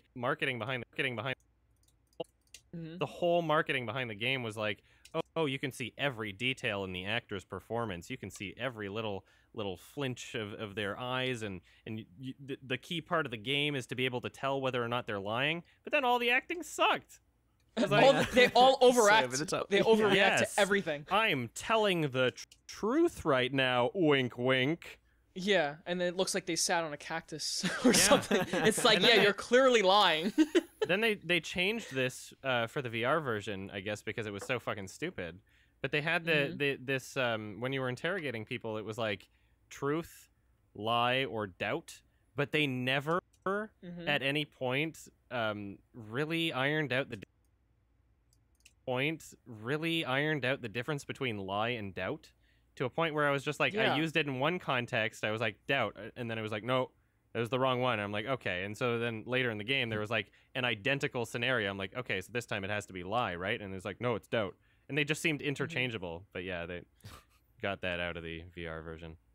I replayed it recently, the whole thing, with like friends of mine, and we just fucked up everything. We got 1 star, we ran over people constantly, we did tons of damage, and we still, like, nothing happened. There were no consequences for any of it. Wow. I don't think we got a single question right the entire playthrough. Yeah. It's not a very good game. No, it isn't. But they've very good game. No, it isn't. But the VR one's really funny. Yeah, it's all just to pretty dick funny. around. VR one's really funny. Yeah, it's all to pretty dick funny. around. Just how. Yeah. Yeah. What's the fun of being a cop? You know, it's like GTA. If you couldn't, it's all to pretty dick funny. around. Just how. Yeah. Yeah. What's around. Just how. Yeah. Yeah. What's the fun of being around. Just how. What's the fun of being a cop? You know, it's like GTA. If you couldn't kill people, that's what LA Noire is. It's boring. I want to hit people. All right, do we have one more question to wrap it up? No, that's it for me. That's all I got. What's the call? One more? I don't know. If you have one more, then we can do one more question to wrap it up. No, to wrap it up. No, that's it for me. To wrap it up. One more? I don't know. If you have one.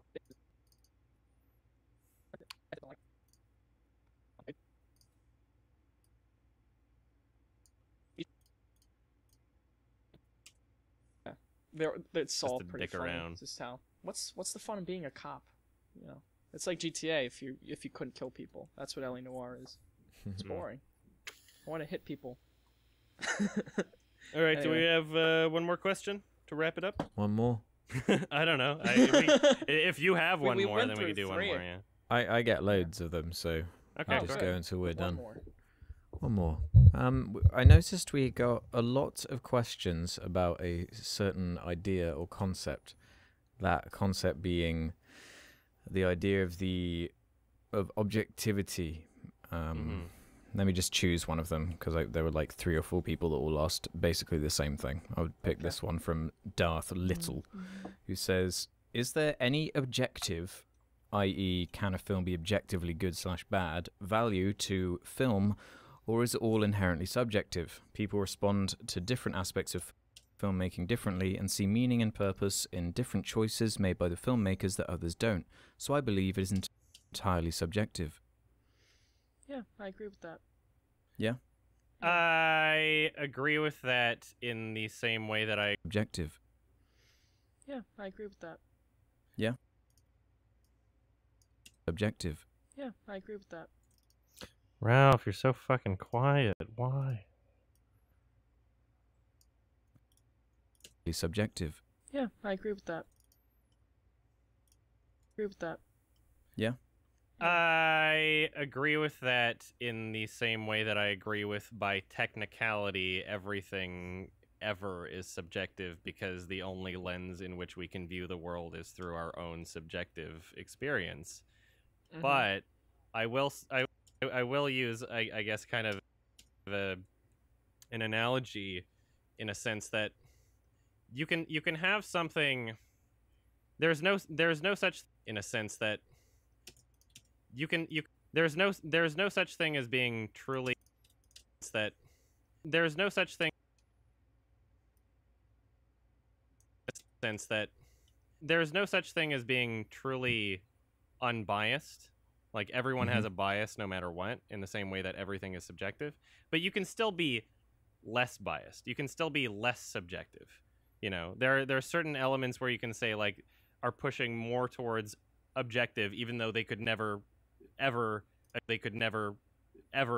achieve true objectivity. But you could say that there are more objective-ish elements than subjective-ish elements, as long as, I guess, most people agree to that in some sort of sense, you know? Yeah. Yeah. I completely. Like, in the same, like, music is an art form, but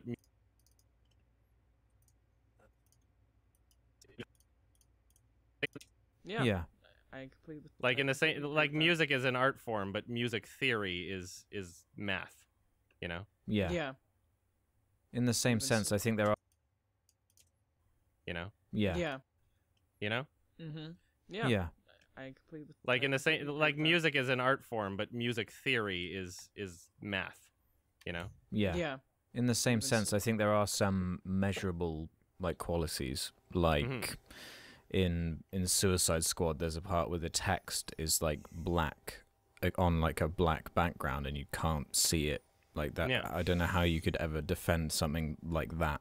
Well, you could say, well, the characters are evil, so they put black text, and it's like blurring the line between. Like you could come up with some shit. Yeah, that's why it's hard also to argue against plot holes that have a ton of like evidence that are going against them. You know. Yeah. The film not being able to like follow its own rules is, I would say, a more objective complaint than subjective. Yeah. There are more objective complaints, and there are like filmmaking guidelines that we all basically agree with are good. Like and then, if you have a sound,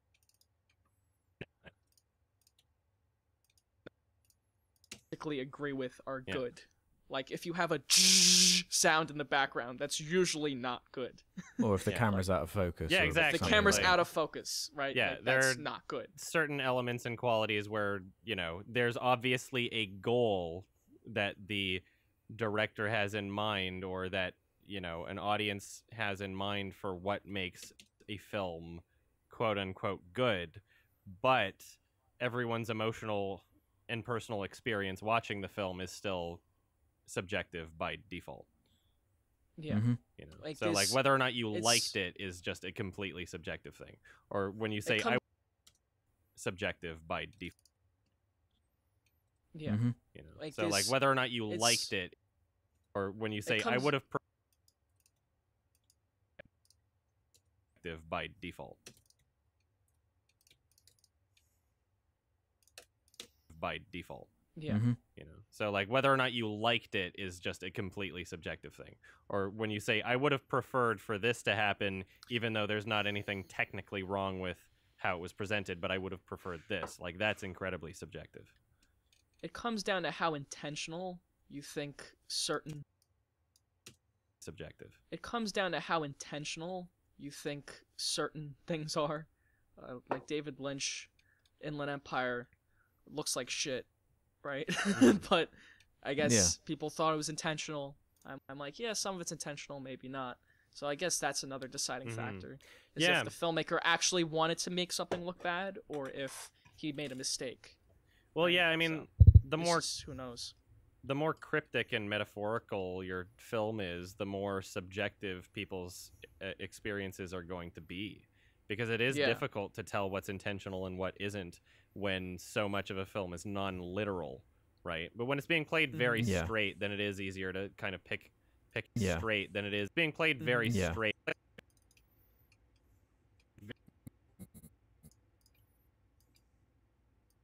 Very straight, right? But when it's being played very straight, then it is easier to kind of pick out those points.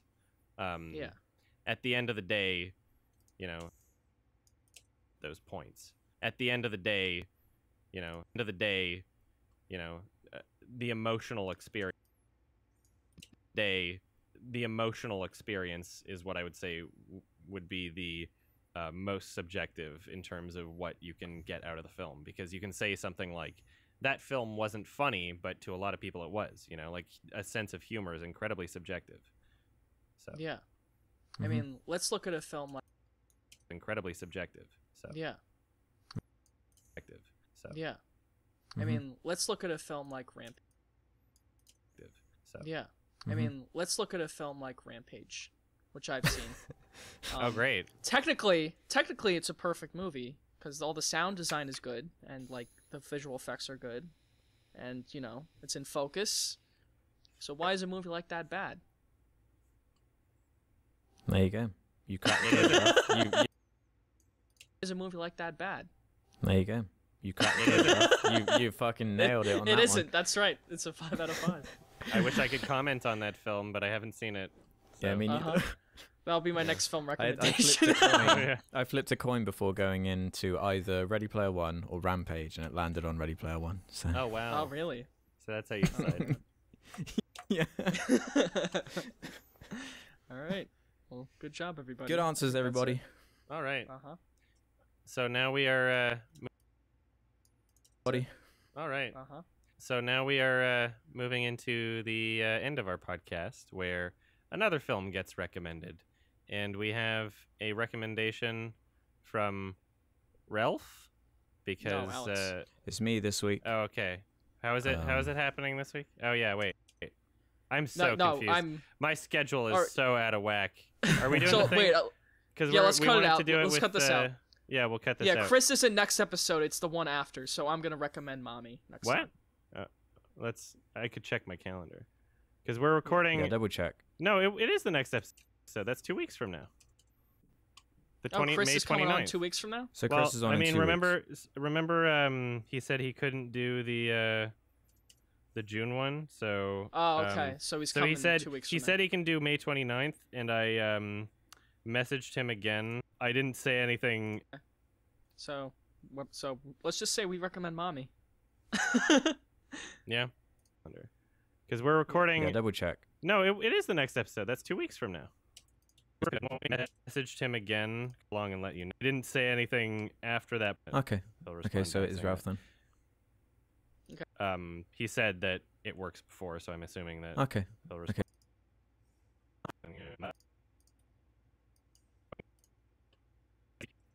Okay. Okay, so it is Ralph then. Double check. No, it is the next episode. That's 2 weeks from now. Okay. Okay, so it is Ralph then. Okay. So let's just say we recommend Mommy. So it is Ralph then. So let's just say we recommend Mommy. Yeah. Yeah. Just say it as though you gotta make it editable for me, man. Okay. So I guess I'm gonna recommend the movie. Yes. Because we have a special guest coming on. It is Ralph then. So I guess I'm. Okay, so it is Ralph then. So I guess I'm gonna recommend the movie. Yes. Because we have a special guest coming on. And yes, we have a special guest next week, probably. And that special guest is Movie Bob, everybody. Hey. We're gonna watch we're gonna watch the film Mommy, which is by what the fuck's his name? Felix? What the fuck's the guy's name who made it? Xavier Dolan. Xavier Dolan. French-Canadian Filmed by man. Xavier Dolan in 2014. It's an excellent movie, and we're going to show it to our guest coming on next podcast, Chris Stuckman. Yes. World-renowned film critic. Woo! Chris Stuckman. It is. I can't wait. I don't think Alex has seen it. I've seen it. I haven't. No, I would it's love on my watch to. list, but I would never got definitely around to love it. to talk about it on the podcast. Ralph and I kind of talked. On the podcast, Ralph and I kind of talked. We figured it's something that we wanted to introduce to Chris. So that's why we're kind of doing the recommendations out of order. So I guess Alex, you'll be next week or something. Yeah. We'll figure it out. But we kind of wanted to we'll line figure it it up with the schedules and when we could get guests. So Yeah, Chris yeah, Stuckman, prepare to get Stuckmanized, Yay! everybody. Oh, hell yeah. It's still his intro. Nice. Yes. Oh, And can't if wait. for some odd reason he responds that he's not available that day, then we'll just like record an alternate ending or something. Do an alternate ending. Yeah, we should have one ready just in case.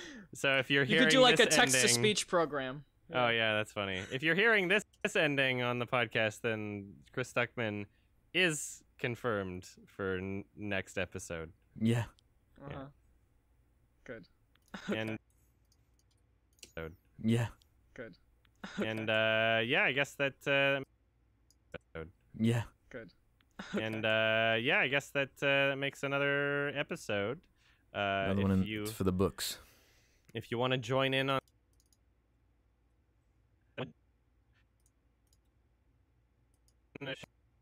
episode. Another one it's for the books. If you want to join in on the For the books. If you want to join in on Books. If you want to join in on the discussion for the film Mommy, make sure to watch the film before 2 weeks from when you hear this. And it will be a spoiler discussion. If you would like to support the podcast, we all have our own YouTube channels that you can subscribe to, and some of us have Patreons too. We will be having a website apparently, so stay tuned for that. Yeah. We're still looking to get approved on Spotify, aren't we? I think Yeah. so. Still just waiting back on that one. It's all screwed up. Yeah, like we're trying to get on Spotify hasn't gotten back to Spotify, us. but apparently they all have to be approved. I'm like trying all to the monetize podcasts? SoundCloud. They're like, nah. So, Yeah, we're having some difficulties, but we're working on it, boys. So give us a break, tuned. guys. All right. Yeah, we're trying. Yeah. We're doing our best. We're trying really hard. All right. Guess that's it. Thank you, everybody. Bye bye. Thanks for Bye. listening, folks. Bye bye. Bye.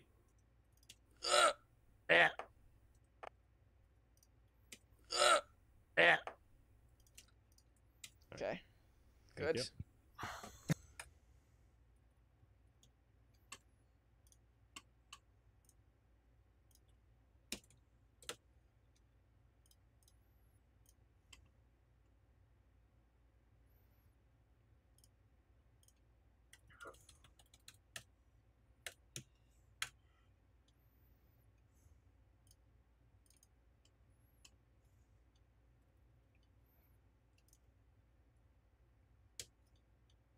Oops.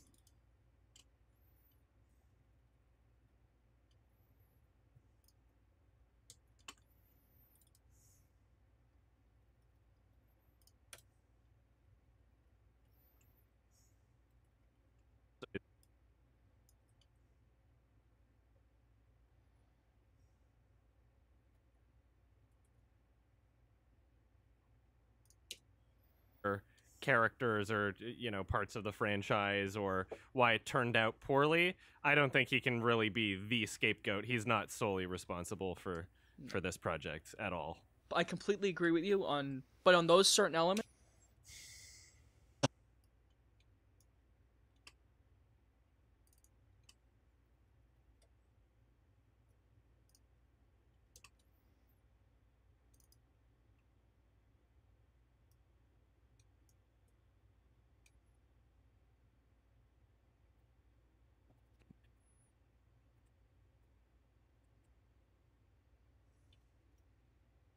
That's why we see these trends. Mm-hmm. I mean, the Black Panther poster, they covered Chadwick Boseman's face.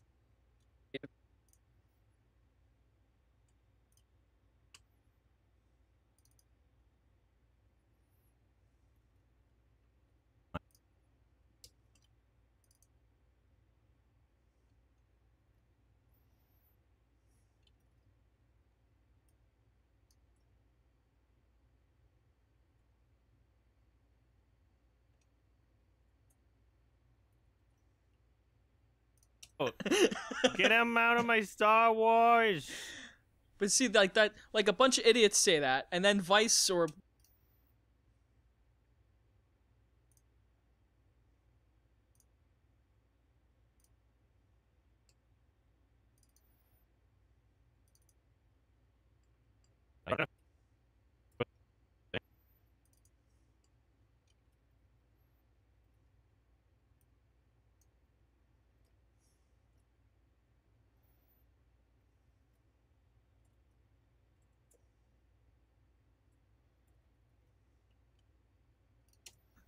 whatever. Those are little things I was like, fine. What do you guys it think didn't bother me. the mirror thing is?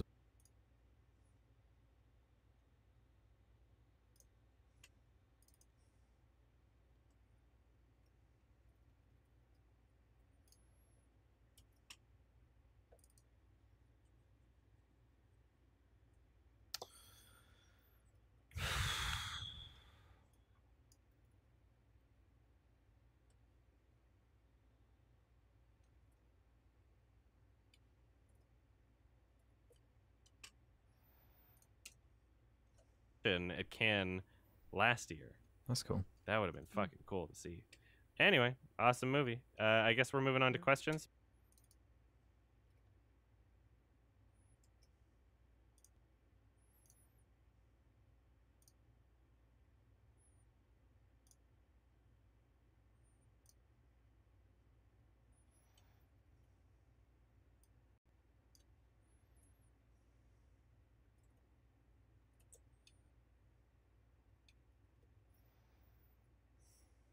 Or you'll miss your punch or something. It just makes it that much more intense. 5 is definitely smoother, but yeah, I love 5 too. And there's our VR mod for 5. How do you guys feel about Red Dead? Cool. All right, so here's the whole thing.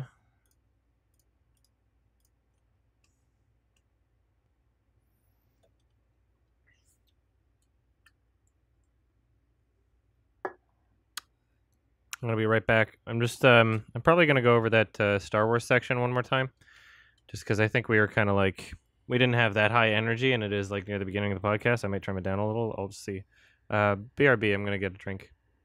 There he is. Thank you so much, Shimo Hara-chan.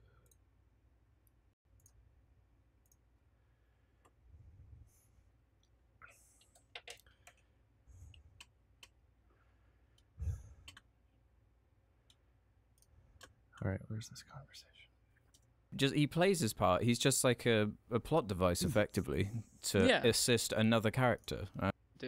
So I'm like, okay. The new ones, by the way, aren't as bad as the prequels. It's self-explanatory. It's too many women, bro. Yeah, well, we just... Very strange. Of course not, but it's a way of being creative. I'm out, so... Might as well. What did you guys think? What were they thinking? Just want to listen to this. Where to begin? I have a very strange relationship with The Last Jedi. Like, I go 2 days really liking it, and then the next 2 days I like change my mind. I just can't make my mind up on it. Because a lot of the issues I just don't agree with. Some of the major ones. I do think it has problems. So for some reason, because this whole thing happened where someone made a video on my video, so now I have this reputation. Oh, I got to do one thing real quick.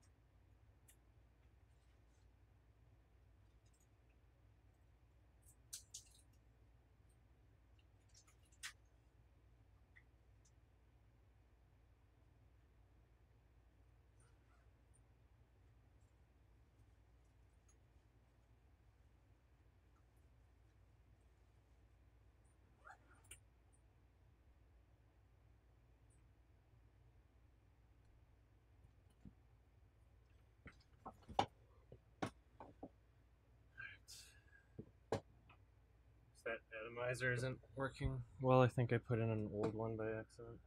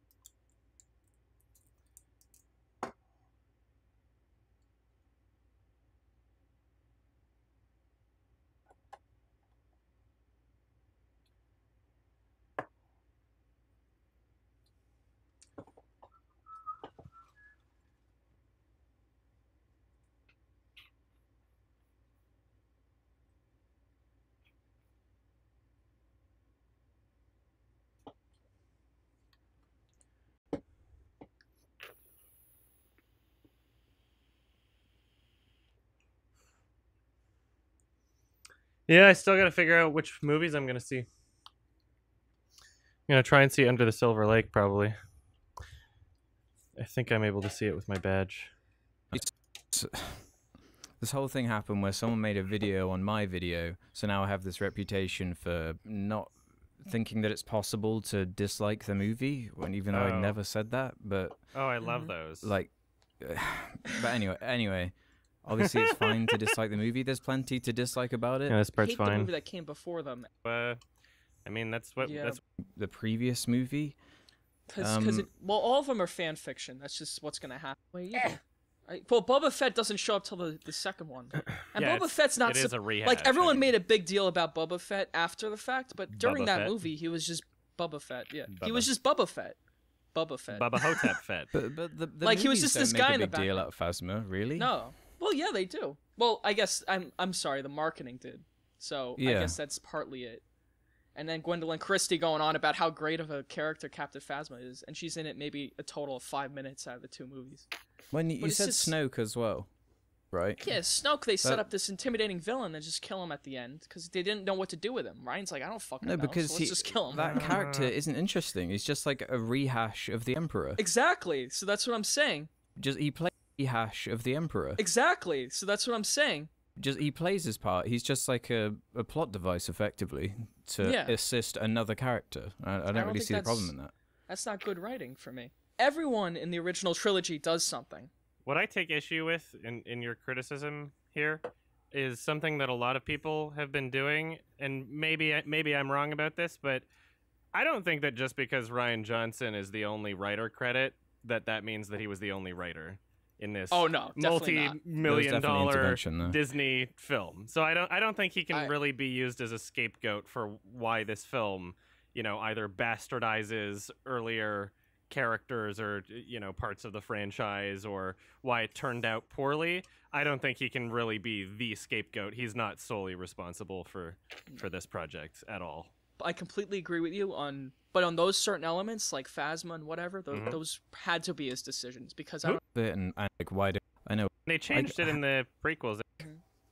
What does it actually ruin? Like, I heard the argument that what does it there's some force. It's like a weapon, and because that's hard to defend. I don't like all that these little Force things though. I don't know if that makes it ruin Star Wars to me. No, it didn't ruin Star Wars. I just don't think it's a very good movie. There's some good stuff in it, but about this movie, I feel down the middle and towards this concept and idea. Had this theme of failure too, but no one pays for it. All the characters are fine, and they're basically the same people at the end. Finn did absolutely nothing the whole as the whole rebellion gets blown up, the whole galaxy to rebel against the Empire. Their actions in this movie, but that's not what happens. It's just like this boring fucking movie where no one does anything. Ooh, he can do but that. It's key to it though, Luke isn't it? goes there as a Force hologram, and then he doesn't die. And then they cut to him. Yeah, but he doesn't die on the they try to shoot his hologram and he doesn't die. And you're like, oh man, Luke's invincible. Sacrifice himself. That it does kind of bastardize in the original films. Like Rec 3 was shit. Dead ruined the Shrek trilogy. I guess this is not just that. I'm not trying to brush away all the criticisms as being that, but it does explain a lot of the obsessive overreaction, where it's like what you love about the reason that goes against his character. I did like everything they did with Luke and Rey and Kylo. So you did like Luke? Oh, you liked the milk drinking alien. So Luke's one of the most controversial elements. Yeah, that's a mixed thing. But that's at least that's something interesting, and at least the writing was kind of interesting there. But mainly, it was just a messy story where nothing really happened, and it was inconsistent with the rest of this universe, which is mainly the reason why people hate it. Those two reasons. It is a weird film. Yeah. And I don't think... It's definitely not what the fans wanted, but I never approached it from that perspective. I was going into it knowing it was a Rian Johnson movie, and the actions of the certain characters... I can find reasons behind it. So to start this new trilogy from far into the future. Yeah. So I don't really know what else. Supposed to be in charge of this thing. It was just messed from the beginning. I think this is fine. I predict that it doesn't build. Should be fun. And they still made one of the best Star Wars movies. A plot twist in the third. Till the very end of anything. That's. The character itself is secondary. You ever see the Chinese poster for the Star Wars movies? And it's the same poster, except there's a black man in that suit. But it's like what changes were made to certain films. It seems like from Disney, for the most part in this current year, that they're just tailoring the films from day one. Guardians of the Galaxy. So all they needed was some encouragement, so they'll be anymore. Unanimous decision on if something's. I mean, there's no pleasing everybody, because no matter what you do, you're going to piss someone off, which is part of the reason why. Totally. I mean, they had the same issues with Rogue One. Rewatched Force Awakens, I think, 3 times. They're kind of the same reaction as they did. I feel like it's borderline offensive when you're taking pre-existing properties, and it's like, but now we've got the black version. It's like, well, what? can we not have something successful that's its own original concept? You know, like women Ghostbusters sort of thing. Like, it's not the issue that it's women. It's that you're bringing nothing to it other than gender swap or like, oh, different race now. Like, that's the only sellable factor. And you're expecting the movie to ride on that and that only. And it's very kind of insulting, you know? It's a marketing gimmick. Yeah. And that's offensive to me. Like, they're doing that with the Oceans movie now. Oceans 8. And it's like, oh, we have 8 women, so they're going to steal jewelry.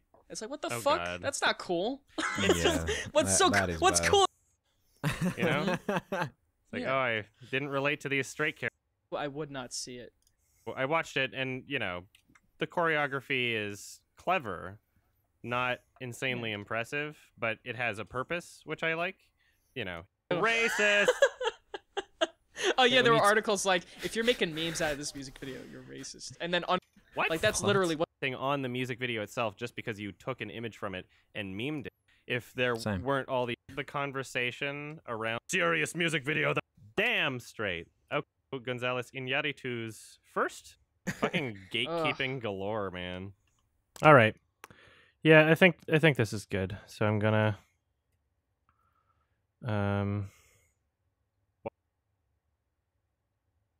3, 2, 1. So I just saw Sardonicast, and it was awful. I stole my own intro there, because... Okay.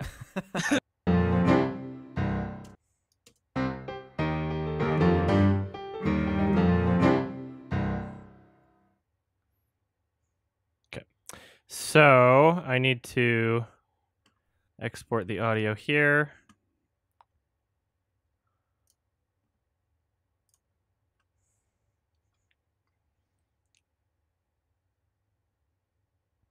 why do I have that? Oops. This is wrong.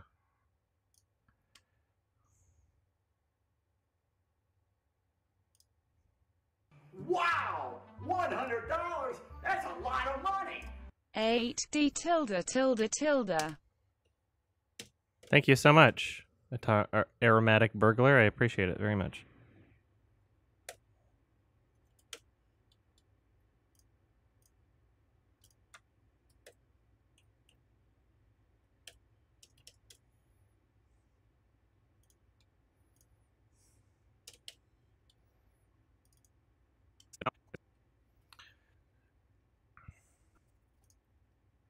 Another one for the book.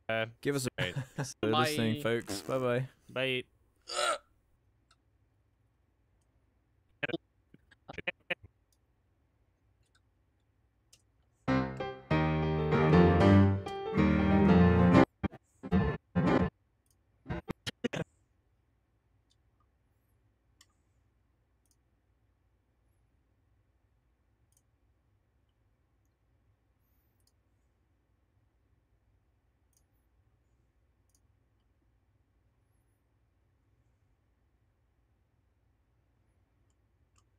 Come on. Do I need to restart you? Maybe. Might need to restart. I might just restart my computer before I do this. Yeah, it seems like a smart idea. It's being fucking wonky.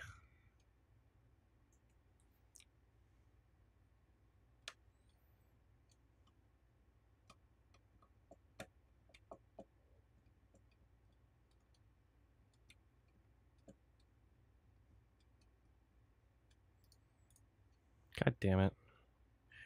I can just like fucking hard reset. I don't care. It's not gonna do anything.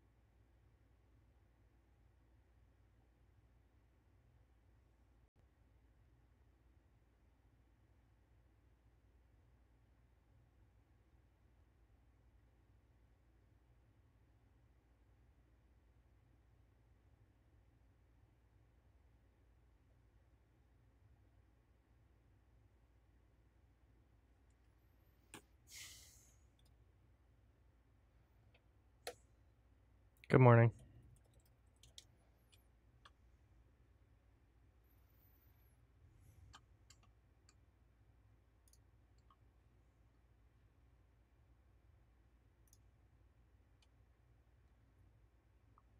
Yeah, so none of that shut down properly, so what I'm going to do is I'm going to shut everything down again now that it's not glitching out on me.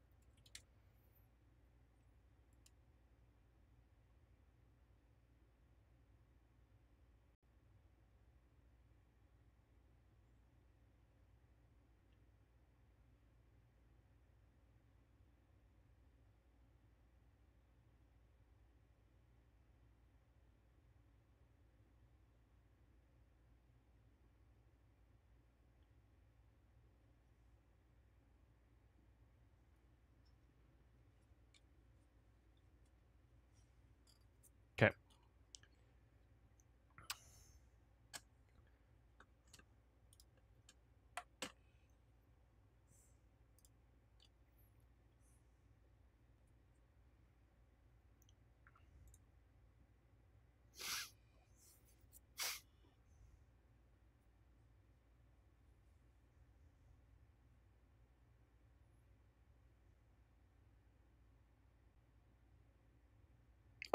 It's 3 in the morning.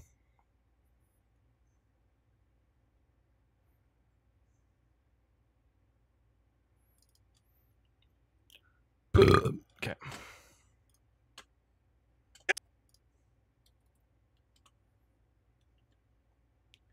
This should have saved properly either way. 3, 2, 1. So I just saw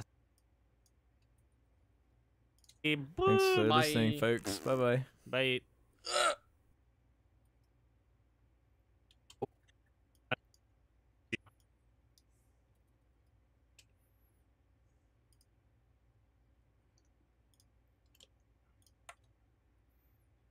There we go.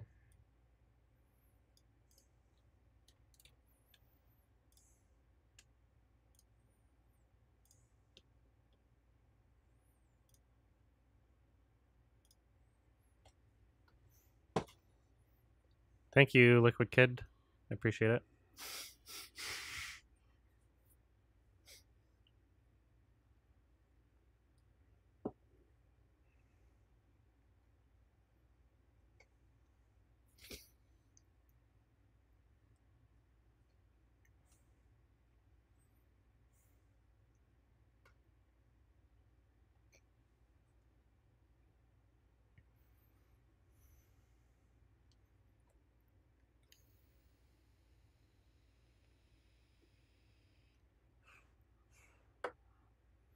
Okay.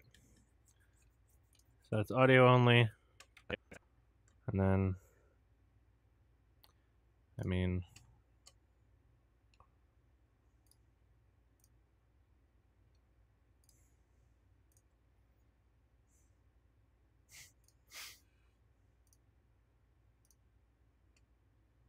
it's done, I guess.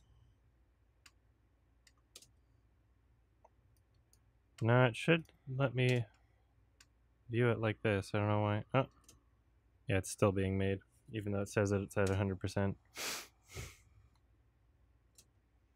Yeah, I'll give it a bit. How many gigs are these things usually? I don't remember. Couple.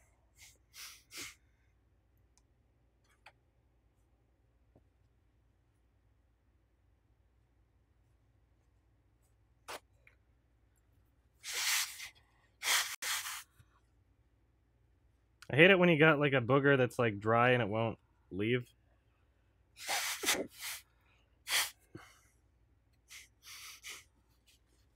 Ugh. Nothing. It's just really annoying.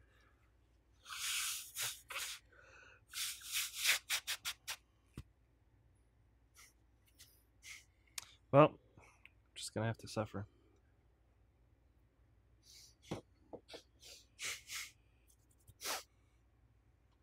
There we are.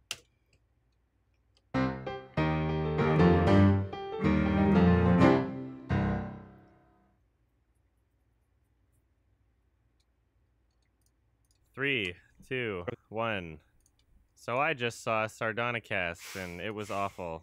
I stole my own intro there because that's how you start everything. Yeah. Well, that's yeah, pretty much my quickies at least. Anyway, we're Sardonicast. I'm Adam from Your Movie Sucks. I'm Alex from I Hate Everything. I'm Ralph from Ralph the Movie Maker. Ready? YouTube.com/Ralph. There you are. Yeah, there it is. Shh. Yeah. Nothing went wrong that time. We introduced ourselves. Yeah. Yeah. Wow. Flawless. Yeah. The way it should be. The reason why I said "uh-oh" before we started pit hair was basically like the first movies and I think it's a very that people. But now, mold it shot with it. What is it? Number Black one Panther's now. number 2. That fight scene. You can see every detail and experience next episode. Yeah. Good. And yeah, I guess that makes another episode. Another one for the books.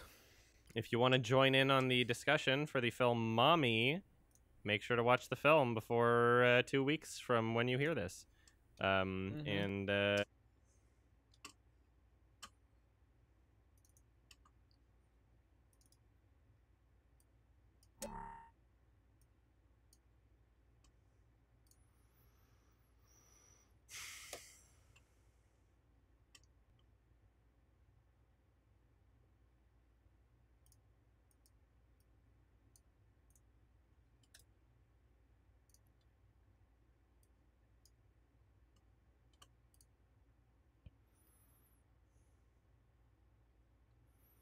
okay.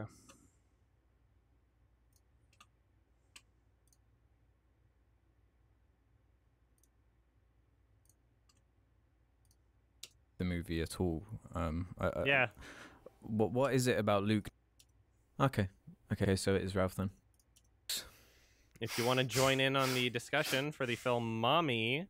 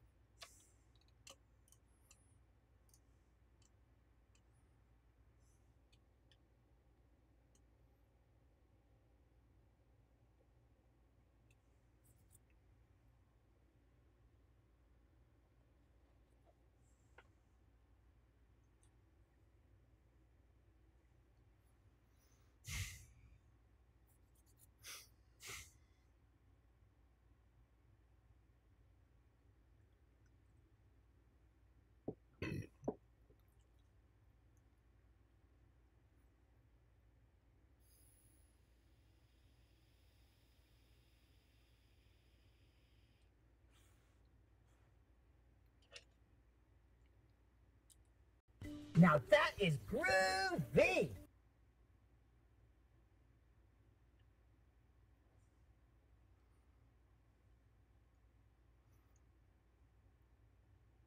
Okay, so this will be done in a bit. All right. I should record something for my YouTube. I'm gonna make a break in the recording here. Actually, you know what? I'm actually gonna go to bed. I need to sleep. I got important shit to do in the morning. So, thank you guys for hanging out. I will catch you later. Unfortunately, I'm not gonna be here on Sunday because I'm at Cannes Film Festival. I might stream when I'm back, depending on how tired I am after the flight. Because I will be back on Sunday, but no idea. So, thank you guys so much. Love you guys. Bye-bye.